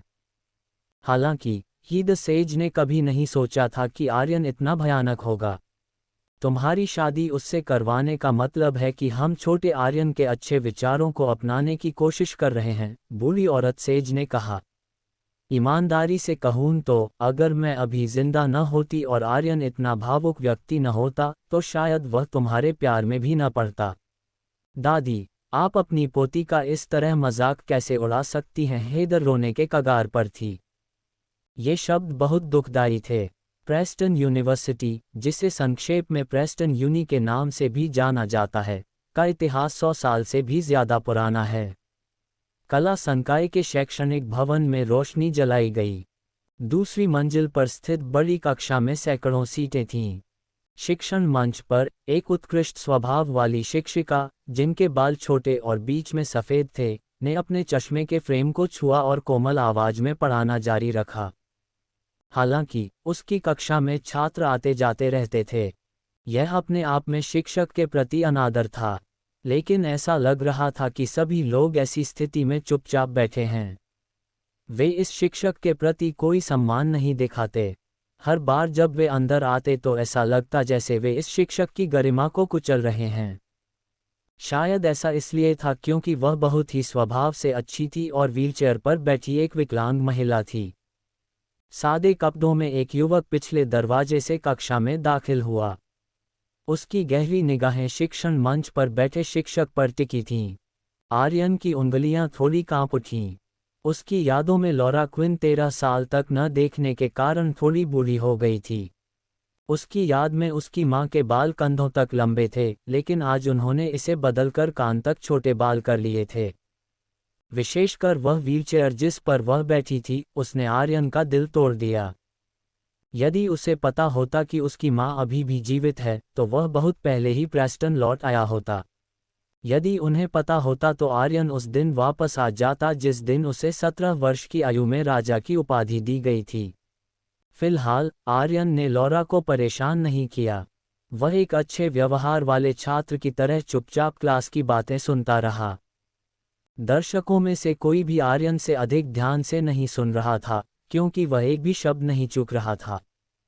हालांकि आखिरी पंक्ति में 3 लड़के और एक लड़की, जो अपने समय के छात्र थे, एक कप दूध वाली चाय पकड़े हुए थे और बातचीत कर रहे थे। काले स्पोर्ट्सवियर पहने युवक ने आलस से कहा, ये क्लास 2 घंटे लंबी है। ये बहुत परेशानी वाली है। क्या आपको नहीं लगता कि लेम क्विन थक गया है? आप उससे बाद में पूछ सकते हैं, उसके बगल में बैठे काले आदमी ने आग्रह किया। अकेली लड़की ने आंखें घुमाईं। बकवास मत करो, क्या तुम बाहर जाकर खेलना चाहते हो? मैं लेम क्विन के कोर्स में फेल नहीं होना चाहती। मैं भी नहीं चाहती कि मेरा पिता वाइस प्रिंसिपल हो, युवती ने मुंह बनाया। हर कोई जानता था कि लड़की के पिता प्रेस्टन यूनिवर्सिटी के वाइस प्रिंसिपल लैंग थे। भले ही उसके ग्रेड बहुत खराब हों, फिर भी वह स्नातक करने में सक्षम होगी। युवक ने अपना काला कोट उतार दिया और आलस से बोला, मैंने सुना है कि लेम क्विन की पारिवारिक पृष्ठभूमि बहुत शक्तिशाली है। वह अभी भी इतनी मेहनत क्यों कर रही है? उसकी पृष्ठभूमि क्या है? उसका पति हमारे स्कूल का सफाईकर्मी है, काले रंग के आदमी ने बुरे मूड में कहा। अगले ही क्षण लड़की जोर से हंसने लगी और युवक भी अपने आप को रोक नहीं सका। हंसी मंच पर मौजूद आवाज से भी ज्यादा तेज थी। किसी को आश्चर्य नहीं हुआ। ऐसा लग रहा था जैसे सभी को इसकी आदत हो गई थी। यदि वह कोई पुरुष प्रोफेसर होता तो वह मेज पटक देता और उन्हें गालियां देता। वे चारों बातें करते और हंसते रहे। क्या तुम्हारी हंसी बंद हो गई? बगल से एक उदासीन आवाज आई। तुम कौन हो? तुम्हें इसकी क्या परवाह है? युवक के चेहरे पर तिरस्कार भरा भाव था। अगले ही क्षण आर्यन ने अपनी चाल चल दी। उसकी गति बहुत तेज थी और उसकी छवियां अनंत थीं। टकराना। आर्यन ने युवक की गर्दन पकड़ी, उसे उठाया और फिर उसे मेज पर जोर से दबाया। मेज टूट गई और युवक का शरीर फर्श पर जा गिरा। एक दबी हुई कराह से पूरा शैक्षणिक भवन कांप उठा। युवक की आंखें उभर आईं और खून से लथपथ हो गईं। उसे खांसी के साथ खून आने लगा, जिसमें उसके अंदरूनी अंगों के टुकड़े मिले हुए लग रहे थे। इस हमले में उनके 5 आंतरिक अंग क्षतिग्रस्त हो गए थे। अगर उनकी मौत नहीं भी होती तो भी उनकी उम्र 30 साल से ज्यादा कम हो जाती। इसके दुष्परिणामों के कारण वह जीवन भर भारी सामान उठाने में असमर्थ हो गया। वह बीमार हो गया और दिन भर बिस्तर पर दवाइयां पीता रहा। बस यही उसकी बाकी की जिंदगी थी। यदि वे चारों सिर्फ दूध वाली चाय पी रहे होते और खुशी खुशी बातें कर रहे होते तो आर्यन हस्तक्षेप नहीं करता। हालांकि वे उसकी मां को लेम क्विन कहकर पुकारते रहे और उसका अपमान करते रहे। वह राजा आर्यन की मां थी। वे तो बस मौत को दावत दे रहे थे। ब्रैडन को आगे बढ़ने के लिए किसी अतिरिक्त कारण की आवश्यकता नहीं थी। यह एक ही कारण पर्याप्त था। लड़की काफी देर तक स्तब्ध रही, फिर वह चिल्लाई, आह, हत्या। इस चीख की कोई जरूरत नहीं थी। सबकी नजरें उस पर टिकी थीं। आर्यन पोडियम की ओर चले गए। केवल लॉरा क्विन की आंखें लाल थीं और उसके चेहरे पर आंसू की 2 धारें बह रही थीं। उसका मुंह बहुत देर तक खुला रहा, फिर वह अंततः चिल्लाई, आर्यन। ये 13 वर्षों की उदासी और लालसा से भरी कॉल थी। माँ और बेटा 13 साल से अलग रह रहे थे। एक व्यक्ति के पास कितने 13 साल होते हैं? जब वे अलग हुए तो ब्रैडन केवल 7 साल का था। पलक झपकते ही वह इस वर्ष 20 वर्ष का हो गया। वह आर्यन के विकास को देख नहीं पाई थी। लॉरा दिन रात आर्यन के बारे में चिंतित रहती थी, लेकिन उससे संपर्क करने की हिम्मत नहीं जुटा पाती थी। आर्यन स्थिर होकर आगे बढ़ा और दोनों घुटनों के बल बैठ गया। माँ, आर्यन की आवाज भारी थी। लॉरा घबरा गई। आर्यन, उठो, मेरे सामने घुटने मत टेको। 13 वर्षों तक एक दूसरे को न देखने के कारण उसके गले में बहुत सारे शब्द अटक गए थे, लेकिन वह उन्हें बाहर नहीं निकाल सका। ये दृश्य देखकर सभी छात्र दंग रह गए। किसी को उम्मीद नहीं थी कि लॉरा का बेटा होगा। उन्होंने पहले कभी उसके बारे में नहीं सुना था, लेकिन आज अचानक वह प्रकट हो गया। आखिरी पंक्ति में बैठी लड़की चिल्लाई, ह्यूबर्ट की सांसें मुश्किल से चल रही हैं। तुम वहां हो, तुम बड़ी मुसीबत में हो। ब्रैडन। लॉरा को होश आया और उसने जल्दी से कहा, जल्दी करो और उत्तरी क्षेत्र में लौट जाओ। वहां कोई तुम्हें छू नहीं सकता। तुम्हारा तीसरा चाचा तुम्हारी रक्षा करेगा। माँ, सब ठीक है। क्या पिताजी ठीक हैं? आर्यन ने बाहरी लोगों की अनदेखी की।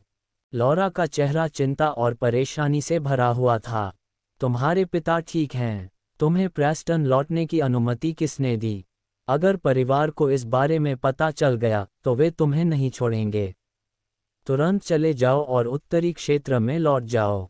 माँ, जरा सोचो। अगर मुझमें खुद की रक्षा करने की क्षमता नहीं होती तो तीसरे चाचा मुझे वापस कैसे आने देते। आर्यन ने लॉरा की व्हीलचेयर को धक्का दिया और शोरगुल वाली जगह से चला गया। लॉरा शांत हो गई और उसने सोचा कि यह सच में मामला है। हालांकि वह अभी भी चिंतित थी। पकड़ो उसे, भागने मत दो उसे, लड़की की आवाज़ तीखी और तीखी थी। अचानक कक्षा में 7 या 8 लड़के आगे बढ़ने के लिए उत्सुक हो गए। हालांकि जब आर्यन ने पलटकर उन्हें देखा तो वे इतने डर गए कि उनके अंग ठंडे और कमज़ोर हो गए। उसकी आंखें मृत्यु के देवता की निगाह के समान थीं। आर्यन के पतले होंठ थोड़े हिले। मैं भाग रहा हूँ। क्या मजाक है? याद रखें, मेरा उपनाम है और मेरा नाम आर्यन है। हालांकि मैं एक आम आदमी की तरह दिखता हूँ, लेकिन ये नाम किसी भी जांच का सामना कर सकता है। मैं, राजा आर्यन, कभी भागने की कोशिश नहीं की। जब मैं 17 साल का था तो मैं उत्तर में खड़ा था और अकेले 720,000 दुश्मनों का सामना किया। मैं भागा नहीं, लेकिन मैंने उन सभी को उत्तरी राजा की तलवार से मार डाला। पहाड़ों में बदलती हड्डियों की उस लड़ाई ने मेरा नाम गढ़ा है, उत्तरी राजा। ब्रैडन व्हीलचेयर को धक्का देकर कक्षा से बाहर निकल गया। पीछे छात्रों का एक समूह अचंभित रह गया। किसी ने भी ब्रैडन को रोकने की हिम्मत नहीं की। जब लड़की को होश आया तो उसने पहले ही 911 पर कॉल कर दिया था। फिर उसने पलटकर पुलिस को फ़ोन किया। लियोन जिमरमैन, जो अभी अभी पुलिस स्टेशन लौटा था, ने अपने फ़ोन की घंटी सुनी और जल्दी से फ़ोन उठाया। नमस्ते, मैं प्रेस्टन के नए जिला पुलिस कार्यालय से लियोन जिमरमैन हूँ। अधिकारी जिमरमैन, एक हत्या हुई है, लड़की ने जानबूझकर गंभीर स्वर में कहा। लियोन चौंक गया। कहाँ? डरो मत और चिंतित मत हो। मुझे जगह बताओ। क्या हत्यारा अभी भी वहाँ है? मैं अभी जाता हूँ। हत्यारा बाहर जा रहा है। उसने बताया कि उसका नाम आर्यन है। लड़की ने धीमी आवाज़ में स्थिति समझाई। लियोन ने सहजता से जवाब दिया, मैं अभी जाता हूँ। रुको, तुमने क्या कहा उसका नाम था? आर्यन। आज के लिए बस इतना ही फ्रेंड्स। आज के ये एपिसोड आप सबको कैसा लगा कमेंट करके ज़रूर बताना। एपिसोड अच्छा लगा हो तो इसे लाइक और शेयर करना मत भूलना।